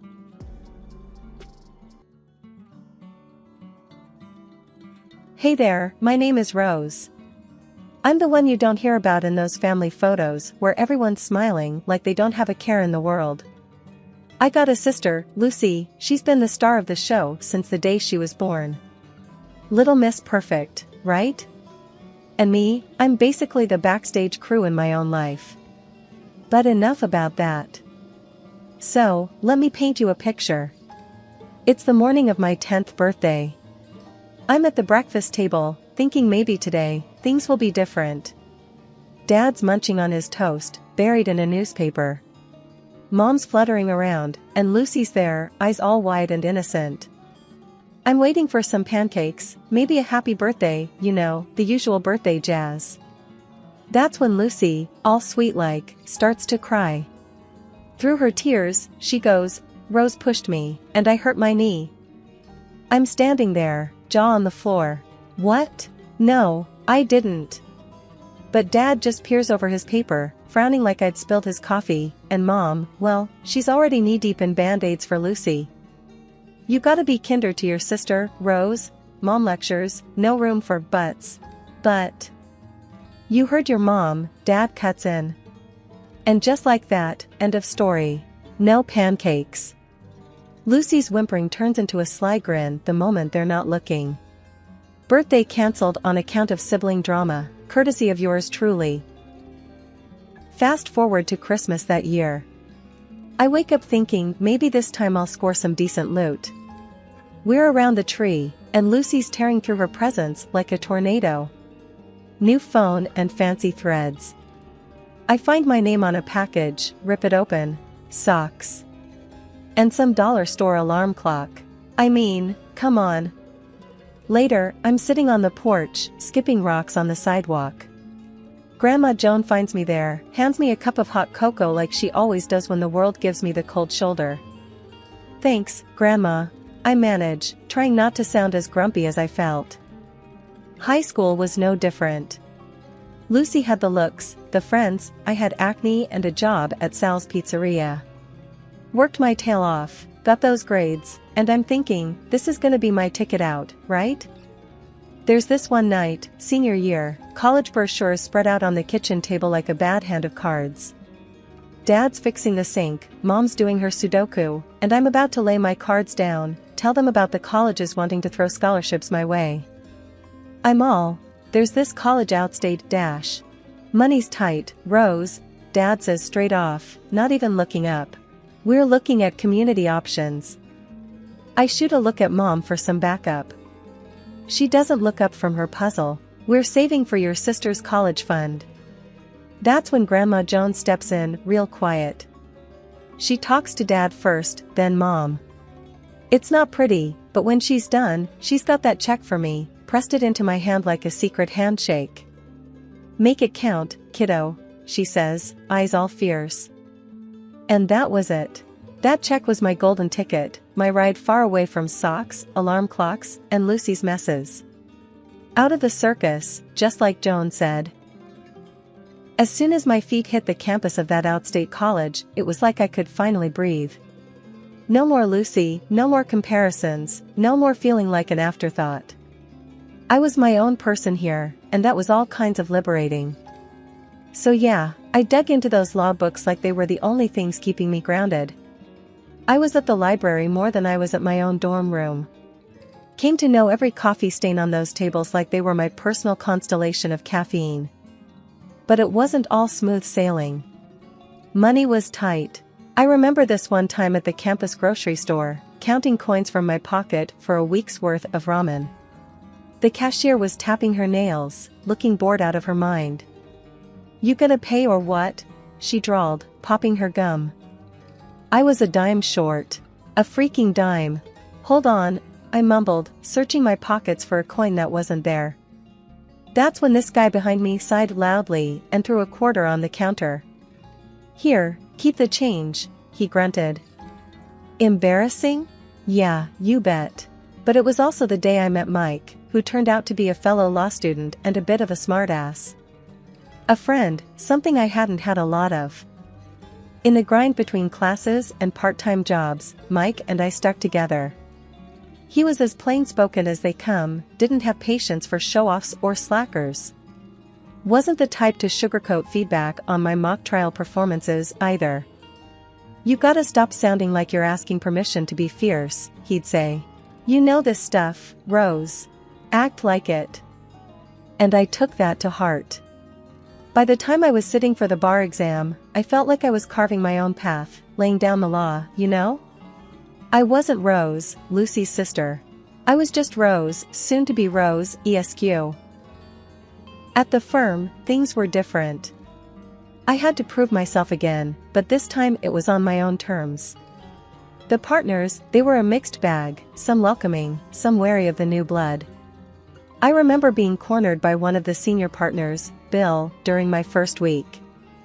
"So, you're Joan's granddaughter," he stated more than asked, eyebrows up like he discovered gold. "Yeah, how'd you know?" I was wary, keeping my answers short and my guard up. Bill chuckled, "Joan and I fought in the same trenches once. She mailed me your resume. Said you had grit." I'd have groaned if it didn't feel like a small victory. Grandma Joan, still my one-woman fan club. In that firm, I made it known I wasn't there to ride anyone's coattails. I worked cases like they were puzzles only I could solve. In the courtroom, it was another world. I wasn't the kid sister or the overlooked daughter. I was fierce. Mike's words came back to me, about not asking for permission. "If the glove doesn't fit," I'd say, cutting through the noise, "then you must acquit." Simple, easy, nothing too fancy, to the point. It worked. So yeah, I escaped. From family expectations, from always being second best. I made it on my own terms. And it felt like freedom, hard, exhausting, but undeniably mine. It all started at the courthouse steps where I bumped into Tom, literally. Papers and apologies flying everywhere. He was there to support his buddy. I was on my first case.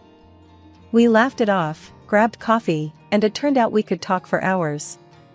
He was a contractor, not bothered by my legal jargon, just easygoing and genuine. Before I knew it, we were inseparable. When we decided to get married, the plan was no fuss, just us and the people we loved, sharing a good time. That plan didn't stand a chance once my family entered the picture. "It's nice," Mom would say, dabbing the corner of her eye, but her tone adding a silent "but." Dad just patted my shoulder, a silent solidarity that didn't quite warm me. "And Lucy?" She had to make an entrance, even if it wasn't her day. She arrived in a dress so flashy you'd think she was the one getting married. But I bit my tongue. It was my wedding day, and I wasn't gonna let her rain on my parade. At least that was the plan. Tom, he was a champ about it. Meeting my sister, he just gave me that look. Wow, she doesn't hold back, does she? I wanted to bury my head in my bouquet. You have no idea. The guests started piling in, and for a moment, it looked like it might actually be a good day. That's when Lucy decided she wasn't getting enough attention. "You're just going to ignore me? On your wedding day?" She was almost shrieking, eyes darting around hoping someone would sympathize with her. I took a deep breath, counted to 5 in my head. I was done being the peacemaker. "Lucy, not today. Please." She huffed, tossing her hair. "Whatever. I'd give it a year anyway." Mom shot me a warning glance, like it was my job to fix it. As usual. But something in me snapped. This was my day. Mine and Tom's. I wasn't going to let Lucy or anyone else mess with that. "Get out," I repeated, and my voice didn't even shake. Lucy looked at me with wide eyes, kind of like she did when we were kids and I'd finally stand up to her nonsense. "What did you just say?" "I'm done with your drama. This is my wedding, and you're not gonna spoil it." She sputtered, red in the face now. "But I'm family." "So? Family doesn't pull this kind of crap, Lucy. Not today. Not at my wedding." Mom tried to intervene. "Rose, don't do this, she's just..." I cut her off. "No, Mom. Enough is enough." Lucy's face was a storm cloud, and she looked ready to argue. But this time she didn't. Maybe it was the way I stood, maybe it was Tom's hand in mine, or maybe it was the crowd of guests watching the drama unfold. For once, Lucy didn't have a comeback. She just turned and strutted out, heels clicking against the pavement like a judge banging a gavel. The rest of the day went by in a blur. I said "I do," we kissed, and I've never felt so much like I was exactly where I was supposed to be. Not Lucy's shadow, not my parents' second choice, but Rose. Just Rose. And that was more than enough. Okay, so get this, a month in, post-wedding drama, and Lucy pulls a Houdini. Total ghost town where she used to be, right? Scoots out of town leaving behind nothing but a crummy note. And guess who's the villain in her sob story? Yep, yours truly. Turns out her exit strategy includes playing the blame game, and I'm it. Her note? Classic Lucy, painting her runaway act with a bunch of bull about how I've done her wrong. Like she's the fragile flower and I'm the big bad wolf. At the next family dinner, the air's so thick with tension you could cut it with a knife. Mom's at the head of the table, flinging accusatory glances my way like she's dealing cards at a high-stakes poker game. Rose, how could you let it come to this? She starts, and I can feel the showdown brewing. Dunno, Mom. Maybe 'cause I ain't the warden in Lucy's personal prison, I shoot back. I'm not in the mood for a guilt trip, that's for sure. Dad chimes in, voice laced with that don't rock the boat tone. Your sister thinks you never gave her a break. That's serious. Are you kidding me? I can feel my temper flaring, words hot on my tongue. After everything, you're gonna take her side? Based on what, a damn piece of paper? That's when Granny, sweet Granny who always had my back, pipes up with a voice like thunder. Rose. Your sister's out there alone, scared, and it's your doing. You too, Granny? I couldn't believe my ears. Since when do you buy this load of crap? Her eyes got all misty. Your ways pushed her to it, Rose. You're not innocent. That was a gut punch. I've been looking out for her since diapers, and this is the thanks I get? The old lady was on a roll though. No excuses, girl. You've got a heart, use it. The whole clash was absurd. There we were, a family tearing into each other over Lucy's concocted tale. Even Granny, who'd never once doubted me, was singing a different tune, and boy, did it sting. I stormed out of there, the room thick with unsaid things. Granny's betrayal cut deep, but what cut deeper was knowing I'd stood up for myself. I was done being anybody's villain, especially not in Lucy's crafty escape act. If they wanted to believe her over me, that was on them. Tom's been acting off, real off. All those late nights at the office, trips out of town every other week, big projects he can't talk about. Yeah, right. Man's as subtle as a brick through a window. And then, like fate's trying to tell me something, I catch a glimpse of something red peeking out from his jacket pocket while I'm on laundry duty. A receipt for some fancy women's shop. No way was that for me. I didn't confront him. What's the point when you know you'll get nothing but half-truths topped with lies? I decided I'd do it the smart way, let someone else do the digging. Yeah, I called up a private eye, got him tasked on tailing Tom, seeing what really goes down when he's working overtime. Jimmy's the name of the PI, seems like he's been in the game long enough to see everything twice. Just want the straight shot, I told him, no chasing ghosts. He gave me a nod that said as clear as day, I got this. So I wait. Days feel like weeks when you're waiting for a bomb to drop. I keep things normal at home, or make a damn good show of it. Every time Tom tells me he's got to work late again, I nod, smile, and say something like, don't work too hard, babe. One night, he's at it again. Gotta finish up some things at the office, you know how it is. I shrug, playing it cool on the outside, but inside, my mind's racing. Sure, Tom. Don't forget to eat something. Wouldn't want you wasting away. He gives me a peck on the cheek and he's out the door, and I'm left feeling like I'm on some warped episode of a TV show where the wife's the last to know. I try focusing on a book, some cooking show, but who am I kidding? My head's not in it. Instead, I'm thinking about that receipt. That damn piece of paper that feels like it's burning a hole through the fabric of our little suburban life. Finally, I get a text. Not from Tom, but from Jimmy. My stomach drops when I see his name flash up on my phone. I don't open it. Not yet. Can't bring myself to. Whatever's in that message, it's gonna turn my world upside down. Instead, I pour myself a glass of wine, let the cool liquid settle my nerves. They say ignorance is bliss, but I pass that exit miles back. I have to look. I pick up the phone, thumb hovering over the screen, and then I press. But Jimmy's text isn't the full picture. It's just to say he's on the case, got some leads. We'll know more soon, he writes. That's it, then. No turning back now. Tom's little secrets are on borrowed time, and when the truth comes out, I'll be ready. There's something liberating about it, knowing that I'm no longer in the dark, playing the doting wife, smiling while something rotten's eating away at my marriage. Grandma Joan and I hadn't been seeing eye to eye recently, but the envelope stuffed with the PI's evidence was burning a hole in my bag and my conscience. Deep down, I knew she was the only one who could give me the straight talk I needed without sugarcoating the jagged pill I was about to swallow. I knocked on the door, and it swung open, revealing Grandma Joan with her arms folded, looking as staunch as ever. "Took you long enough," she said, without a hello. I let out a breath that I had been holding in longer than I realized.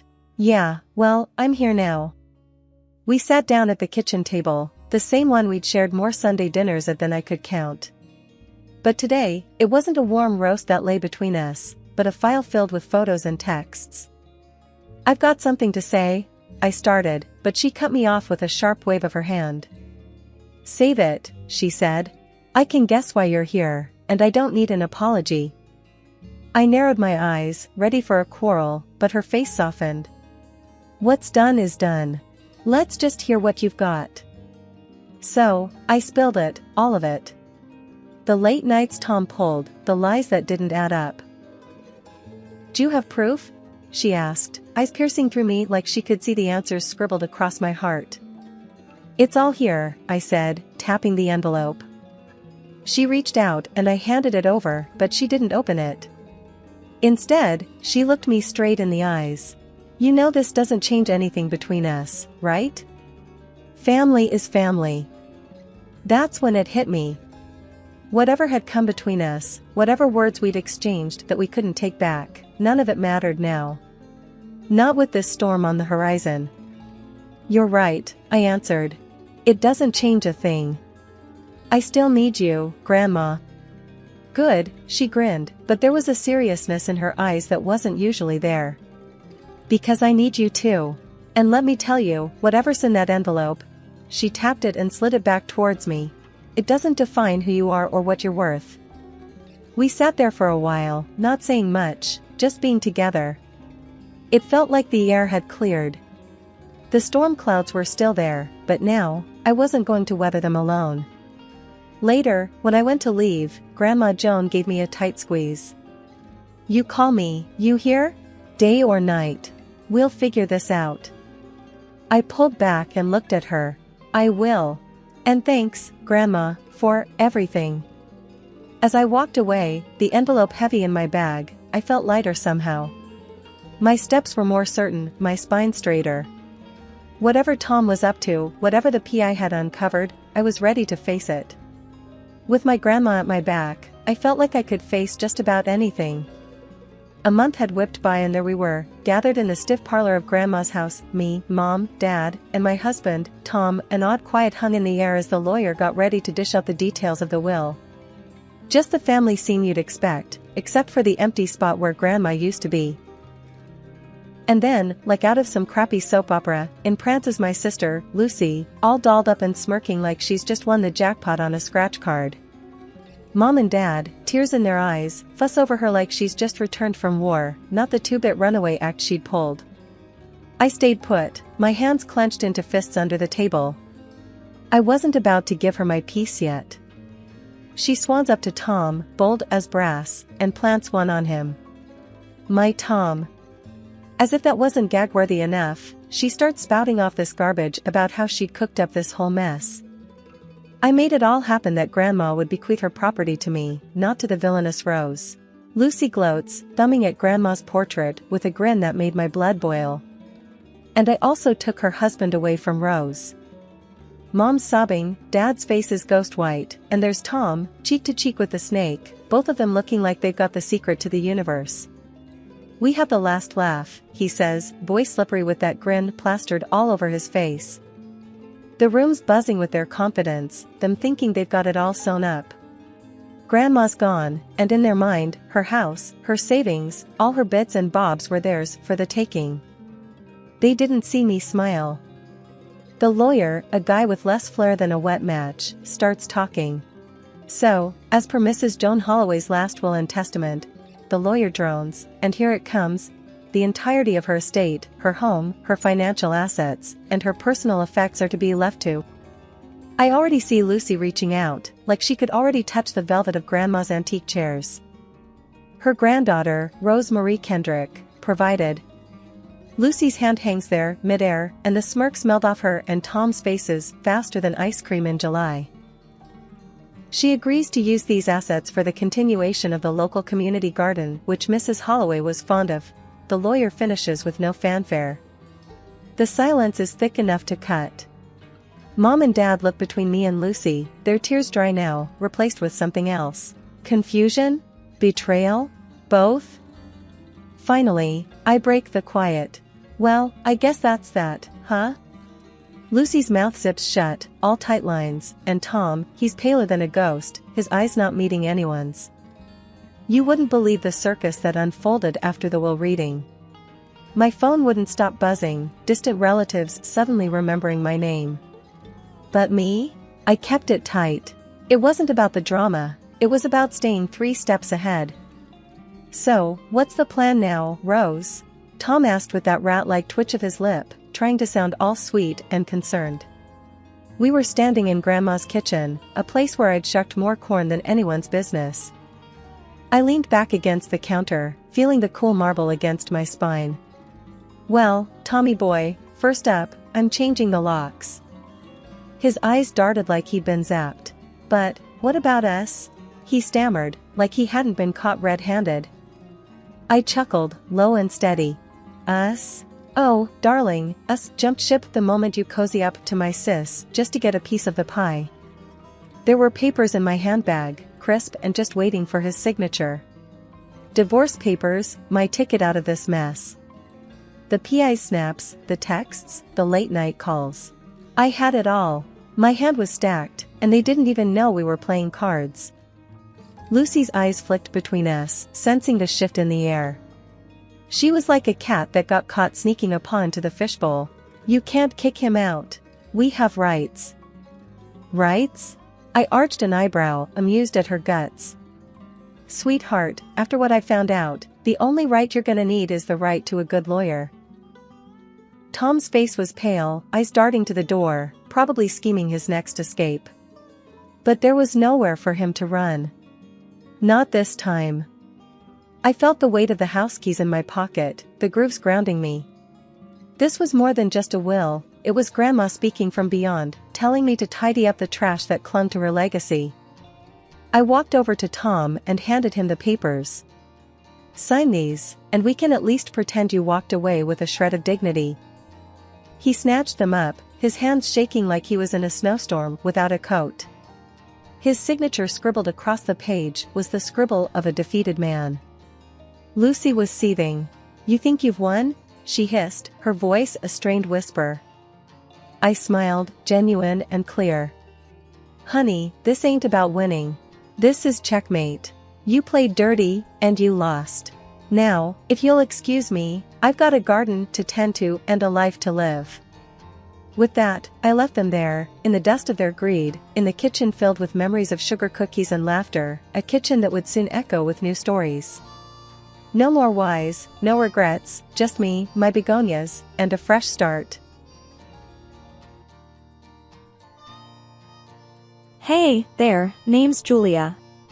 I'm 35, work as a school teacher, and I'm married to Mark. He's a big shot manager at some corporate firm, rakes in a good amount of cash. We've been hitched for about 5 years now. Mark's got a son from his previous marriage, kid's name is John, he's 12. Let me paint you a picture of our lives. I'm as normal as they come, got a steady job, a home, a man I love, and a kid who isn't mine but I've come to love him like my own. Sounds pretty good, right? Well, it ain't all sunshine and rainbows. Mark and I have been trying to have a kid of our own. Month after month, the same routine. The hope, the anticipation, and then the crushing disappointment. The worst part of it all? Mark points the finger at me. One evening, Mark comes home, his face is like a thundercloud. He throws his briefcase on the couch, loosens his tie, and pours himself a stiff drink. I'm in the kitchen, trying to cook dinner, trying to ignore the tension that's thick in the air. He takes a sip of his drink, then turns to me, his eyes hard. "Julia," he says, his voice cold, "I have a kid. I didn't have any issues with Linda. It's you who can't." His voice trails off, but the message is loud and clear. I'm the problem. His folks, they're no better. They echo his sentiments. I still remember a family dinner at their place. Mark's mom, a stern woman with a sharp tongue, looks at me across the table and says, "Linda gave us a grandson. We thought you'd give us a grandchild too, Julia. But it seems we were wrong." The room goes quiet, and I feel like I've been slapped. I can't say anything, can't do anything. I just sit there, my face hot, my heart pounding. Then there's Linda, Mark's ex, the mother of John. She's like a specter that haunts our lives. She's a barmaid, always dressed to kill, always the life of the party. I've met her many times. She's got a way about her, a way that draws people in. She knows how to talk, how to charm. She's got Mark's folks eating out of her hand. I remember one time she came over to pick up John. Mark's mom was there, and they greeted each other like long-lost friends. I watched from the doorway, feeling like a stranger in my own home. "Julia, we were just looking at old photos. You should join us." Linda's voice, sugary sweet, cuts through the silence of the room. She's sitting on our couch, flipping through our family album with Mark's mother. I stand in the doorway, my heart pounding in my chest. I feel like an intruder in my own home. I plaster a smile on my face and walk over to them. The photos are a stark reminder of a past I was never part of. Mark and Linda, young and in love. John, a chubby baby in Linda's arms. Linda and Mark's mom, laughing over something, looking like best friends. It's like a punch to the gut. John was such a cute baby, Linda coos, pointing at a photo. I force a laugh, nodding in agreement. I feel Mark's mom's eyes on me, scrutinizing, judging. The room is filled with an uncomfortable silence. I excuse myself, mumbling something about checking on dinner. Mark, meanwhile, is a ghost in our lives. He's always at work, always at the golf club, always on his computer. He's there, but he's not really there, you know? He pays his alimony to Linda, buys John the latest gadgets, tries to be the cool dad. But when it comes to me, to us, he's always too tired, always too busy. One night, he comes home late from the club, the smell of alcohol heavy on his breath. I'm sitting on the edge of the bed, a report card in my hand. "Mark," I say, trying to keep my voice steady, "we need to talk about John's grades." He grunts, his eyes still closed. "Not now, Julia," he mumbles, "I'm tired." "But Mark," I insist, "his grades are slipping. We need to." "Julia," he snaps, his voice harsh. I said not now. He turns over, his back to me, and that's the end of our conversation. Later that week, I'm at the grocery store, picking up some stuff for dinner. I bump into Linda in the frozen food aisle. She's got a cart full of junk food, probably for John. He's always been a picky eater, always preferred junk over home-cooked meals. I try to keep my distance, but she spots me. "Julia," she calls out, a smirk on her face. "Shopping for dinner?" I nod, forcing a smile. "Just the usual stuff," I reply, keeping my voice casual. She laughs, a high-pitched, annoying sound. "You know, John loves my spaghetti. You should try making it sometime." Her words are like a slap in the face. But I keep my cool, nodding and mumbling something about trying it out. I rush home, my mind a whirl of thoughts. I'm left to pick up the pieces. I'm left to play mom to John, to help him with his homework, to attend parent-teacher meetings, to deal with his mood swings. I'm left to clean up Mark's mess, to play the dutiful wife, to put on a happy face when all I want to do is scream. I'm sitting at my desk, scrolling through my phone when a message pops up. It's from my friend, Jenna. There's a photo attached. I open it, and my heart stops. It's Mark, my Mark, with his arm around Linda. They're in a bar, laughing, looking cozy. I can't breathe, can't think. I feel like I've been punched in the gut. I wait for Mark to come home, the photo burning a hole in my pocket. He walks in, tired, a little drunk. I take a deep breath, steeling myself. Mark, I say, my voice steady, we need to talk. He grunts, dropping his keys on the table. What is it, Julia? He asks, his voice tired. I hold up the photo, my hand shaking. He looks at it, his face blank. Then he laughs, a loud, harsh sound. So what? He asks, his voice cold. Linda and I are friends. We have a kid together. His words hit me like a slap in the face. Friends, I repeat, my voice a whisper. He nods, his face hard. Yeah, Julia, friends. We have a kid together. We have a history together. What's your problem? I feel tears prick at my eyes, but I blink them back. I won't let him see me cry. My problem, I say, my voice rising, is that you're my husband, Mark. You're supposed to care about me, about us. He scoffs, rolling his eyes. Oh, Julia, he says, his voice dripping with sarcasm. Always the drama queen. I'm bored, Julia. Bored with this, with us. Linda, she's fun. She's exciting. She understands me. I feel like I've been punched in the gut. I can't breathe, can't think, but I won't let him see me break. I won't give him the satisfaction. Fine, I say, my voice cold. If that's how you feel, then maybe we should end this. He looks at me, his face blank. Then he shrugs, a casual, cruel gesture. Maybe we should, he says, his voice cold. He walks away, leaving me standing there, the photo still clutched in my hand. The next day, I decide to confront Linda. I find her at the bar, serving drinks, laughing with the customers. She looks up as I walk in, her smile fading. Julia, she says, her voice cautious. What brings you here? I slam the photo on the bar, my heart pounding in my chest. What's this, Linda? I ask, my voice steady. She looks at the photo, then at me. She shrugs, a smirk on her face. Mark and I are friends, Julia, she says, her voice casual. We have a kid together. I feel a surge of anger, of betrayal. But I keep my cool, keep my voice steady. He's my husband, Linda, I say, my voice cold, and I won't let you ruin my marriage. She laughs, a harsh, cruel sound. Oh, Julia, she says, her voice dripping with sarcasm, your marriage was ruined the moment you walked into it. Mark's always been mine. He always will be. I feel a surge of anger, of determination. I won't let her win, won't let her destroy my life. We'll see about that, Linda, I say, my voice cold. We'll see about that. I turn and walk away, leaving her standing there, the photo still on the bar. I've got a fight in me, and I'm not going down without a fight. It's a quiet afternoon and I'm sitting with John, Mark's son, at our kitchen table.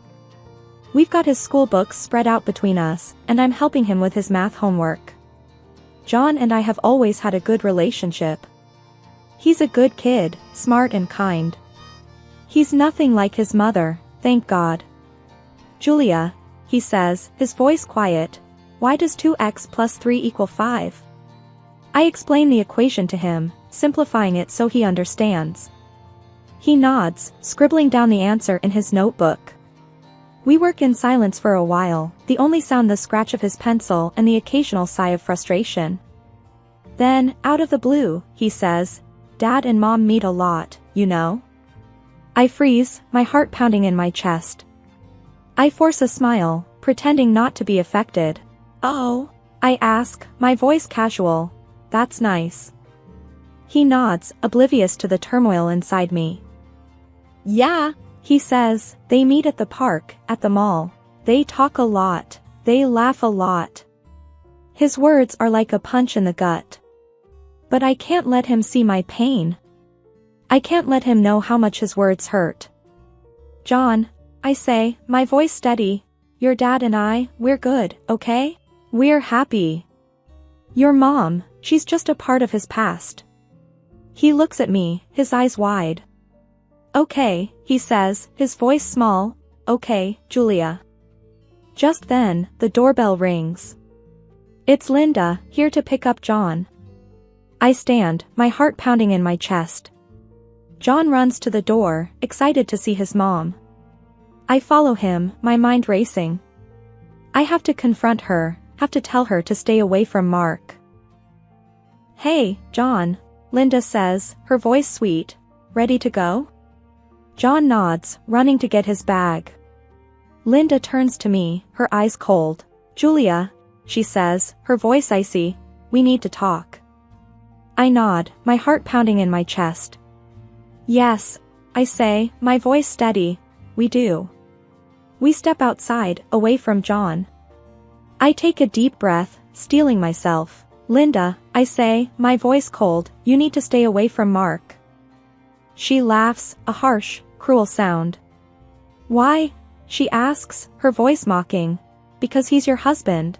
Because you love him? I feel a surge of anger, of frustration. But I keep my cool, keep my voice steady. Yes, I say, my voice cold, because he's my husband. Because I love him. She smirks, her eyes cold. Oh, Julia, she says, her voice dripping with sarcasm. You're so naive. Her words hit me like a slap in the face. But I won't let her see me break. I won't give her the satisfaction. I'll fight for him, Linda, I say, my voice cold, I won't let you take him away from me. She laughs, a harsh, cruel sound. Oh, Julia, she says, her voice mocking. You don't stand a chance. I have John. He's my trump card. Her words are like a punch in the gut. I can't breathe, can't think. But I won't let her see me break. I won't give her the satisfaction. We'll see about that, Linda, I say, my voice cold. We'll see about that. She leaves, taking John with her. I'm left standing there, my heart pounding in my chest. But I won't let her win. I won't let her take Mark away from me. The days roll on, and I find myself in the park with John again. The sun is shining, casting long shadows on the ground. Kids are laughing, playing. It's a normal day, just like any other. But inside, I'm a whirl of thoughts and emotions. John and I have a routine. We walk around the park, chat about school, friends, video games. He's a good kid, easy to talk to. I've grown fond of him. He's not my son, but I care about him. And that's why the revelation I'm about to stumble upon will hit me so hard. We get back from the park, and it's time for homework. John's got a biology assignment, something about genetics and blood types. I help him out, explaining the basics. Type O, type A, type B, type AB, positive, negative, and so on. It's a bit complicated, but John's a quick learner. The assignment is a simple one. If a mother and a father both have type A blood, what blood type would their child most likely have? The answer is, of course, type A. John gets it right, and I give him a thumbs up. Then, he looks at me with a puzzled expression.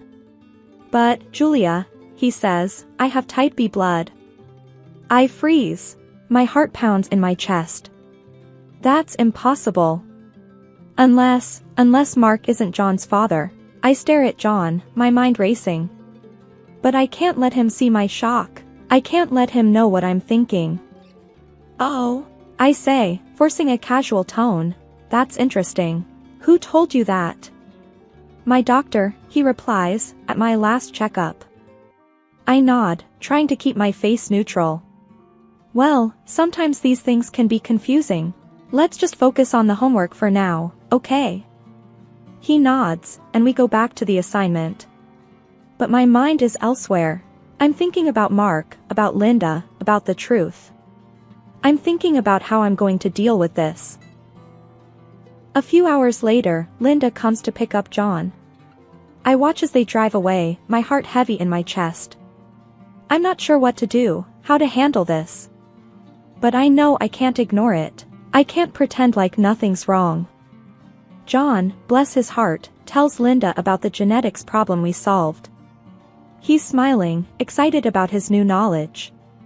But Linda, she goes pale. She looks at me, her eyes wide. I pretend not to notice. I pretend like everything's fine. But it's not. I've discovered a secret, a truth that could change everything.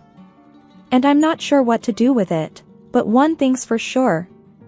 I'm not going to let Linda win. I'm not going to let her take Mark away from me. I'm not sure what the future holds. I'm not sure what this revelation means for me, for Mark, for John. But I'll face it head on. I'll fight for what's right. I'll fight for the truth. It was just another day. I was in the kitchen, cooking up some breakfast. Mark was sitting at the table, reading the newspaper. John was upstairs, getting ready for school. It was just like any other day, but inside, I was a mess. "Julia, where's the butter?" Mark asked, not looking up from his newspaper. "In the fridge, where it always is," I replied, trying to keep my voice steady. He grunted and got up to get it himself. I watched him, my heart pounding in my chest. I couldn't help but wonder if he knew, if he suspected anything. John came down the stairs, his hair still wet from the shower. He grabbed a piece of toast and started to eat. "John, sit down and eat properly," I said, trying to sound stern. He just shrugged and kept eating. He was always like that, always in a hurry. I watched him, my mind racing. I couldn't help but wonder if he knew, if he suspected anything. After breakfast, Mark left for work and John left for school. I was alone in the house, just me and my thoughts. I went up to John's bathroom, my heart pounding in my chest. I stared at his hairbrush, my hand shaking. I reached out and pulled out a few strands of hair. I put them in a small plastic bag, then did the same with Mark's hairbrush. I sent the hairs off for a DNA test. It was a long shot, but I had to know. I had to know if Mark was John's father. The waiting was the hardest part. Every day, I checked the mail, my heart pounding in my chest. Every day, I was disappointed, but I didn't give up. I couldn't. Not now. Finally, the results arrived. I stared at the envelope, my heart pounding in my chest. This was it. This was the moment of truth. I ripped open the envelope, my hands shaking. I pulled out the paper, my eyes scanning the words. And then, I saw it. The results. The truth. I won't tell you what it says. Not yet. That's a story for another day, but I will tell you this. The truth changed everything. It was a bombshell, a revelation. It turned my world upside down. That day started off pretty ordinary. Mark came home early, and he wasn't alone. Linda was with him, and so were his parents. They had that look, you know the one. The look that says, "We're here, and we're taking over." I was sitting on the couch, holding on to the DNA test results. Mark cleared his throat. "Julia," he started, "I want a divorce." I didn't react. I didn't need to. I knew this was coming. I had been preparing for this. So, I just sat there, staring at him. Linda had this nasty grin on her face. "Guess you're not so special after all, huh?" she said. "Just a gray mouse." Mark's parents were nodding, looking pleased. They never liked me. They thought I was beneath their son. But I didn't care. I didn't care what they thought of me. Not anymore. I stood up, my hands shaking. I walked over to Mark, the DNA test results still in my hands. "You want a divorce?" I asked. "Fine. But first, you might want to take a look at this." I handed him the DNA test results. He took them, looking confused. He read them, his eyes getting wider with every word. This can't be right, he stammered. John's not my son? I nodded. That's right, I said, John's not your son. Linda looked shocked. She grabbed the test results, her hands shaking. She read them, her face going pale. No, she whispered, no, this can't be true. I didn't cheat on you, Mark. I swear. But Mark wasn't having it. You're lying, he yelled, you did this, Julia. You did this to get rid of them. His parents chimed in, siding with Linda. Linda wouldn't cheat. This is your doing, Julia. I shrugged. Fine. I said. Let's do another test then. Let's see if these results hold up. All eyes turned to Linda. She was pale, shaking. No, she said, no more tests. I smirked. Why not, Linda? If you're so sure John is Mark's, what's the harm in another test? Linda broke down, tears streaming down her face. Okay. I cheated. John isn't Mark's. Mark was furious. You lied to me, he said, his voice cold. You lied to me for years. I want all my money back. Every single penny. His parents looked shocked. They tried to argue, tried to deny it. But it was no use. The truth was out. And nothing they could say or do would change that. I watched them, feeling a sense of satisfaction. For the first time in a long time, I felt free. I felt powerful. I'd done it.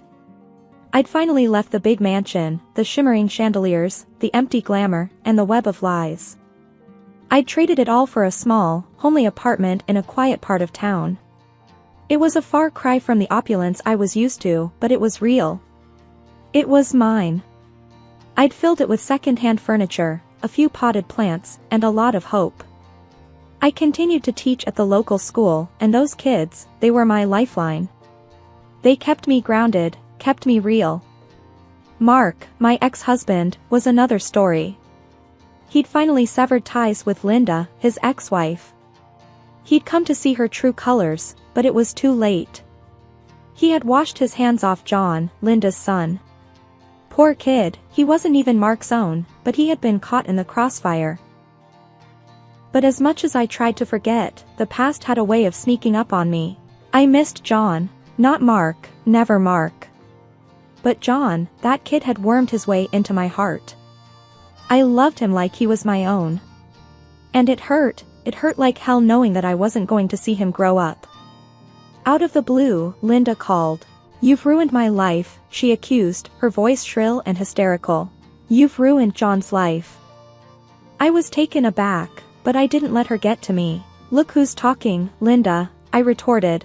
You're the one who brewed this storm. You can't blame anyone else for the rain. She hung up on me. Good riddance.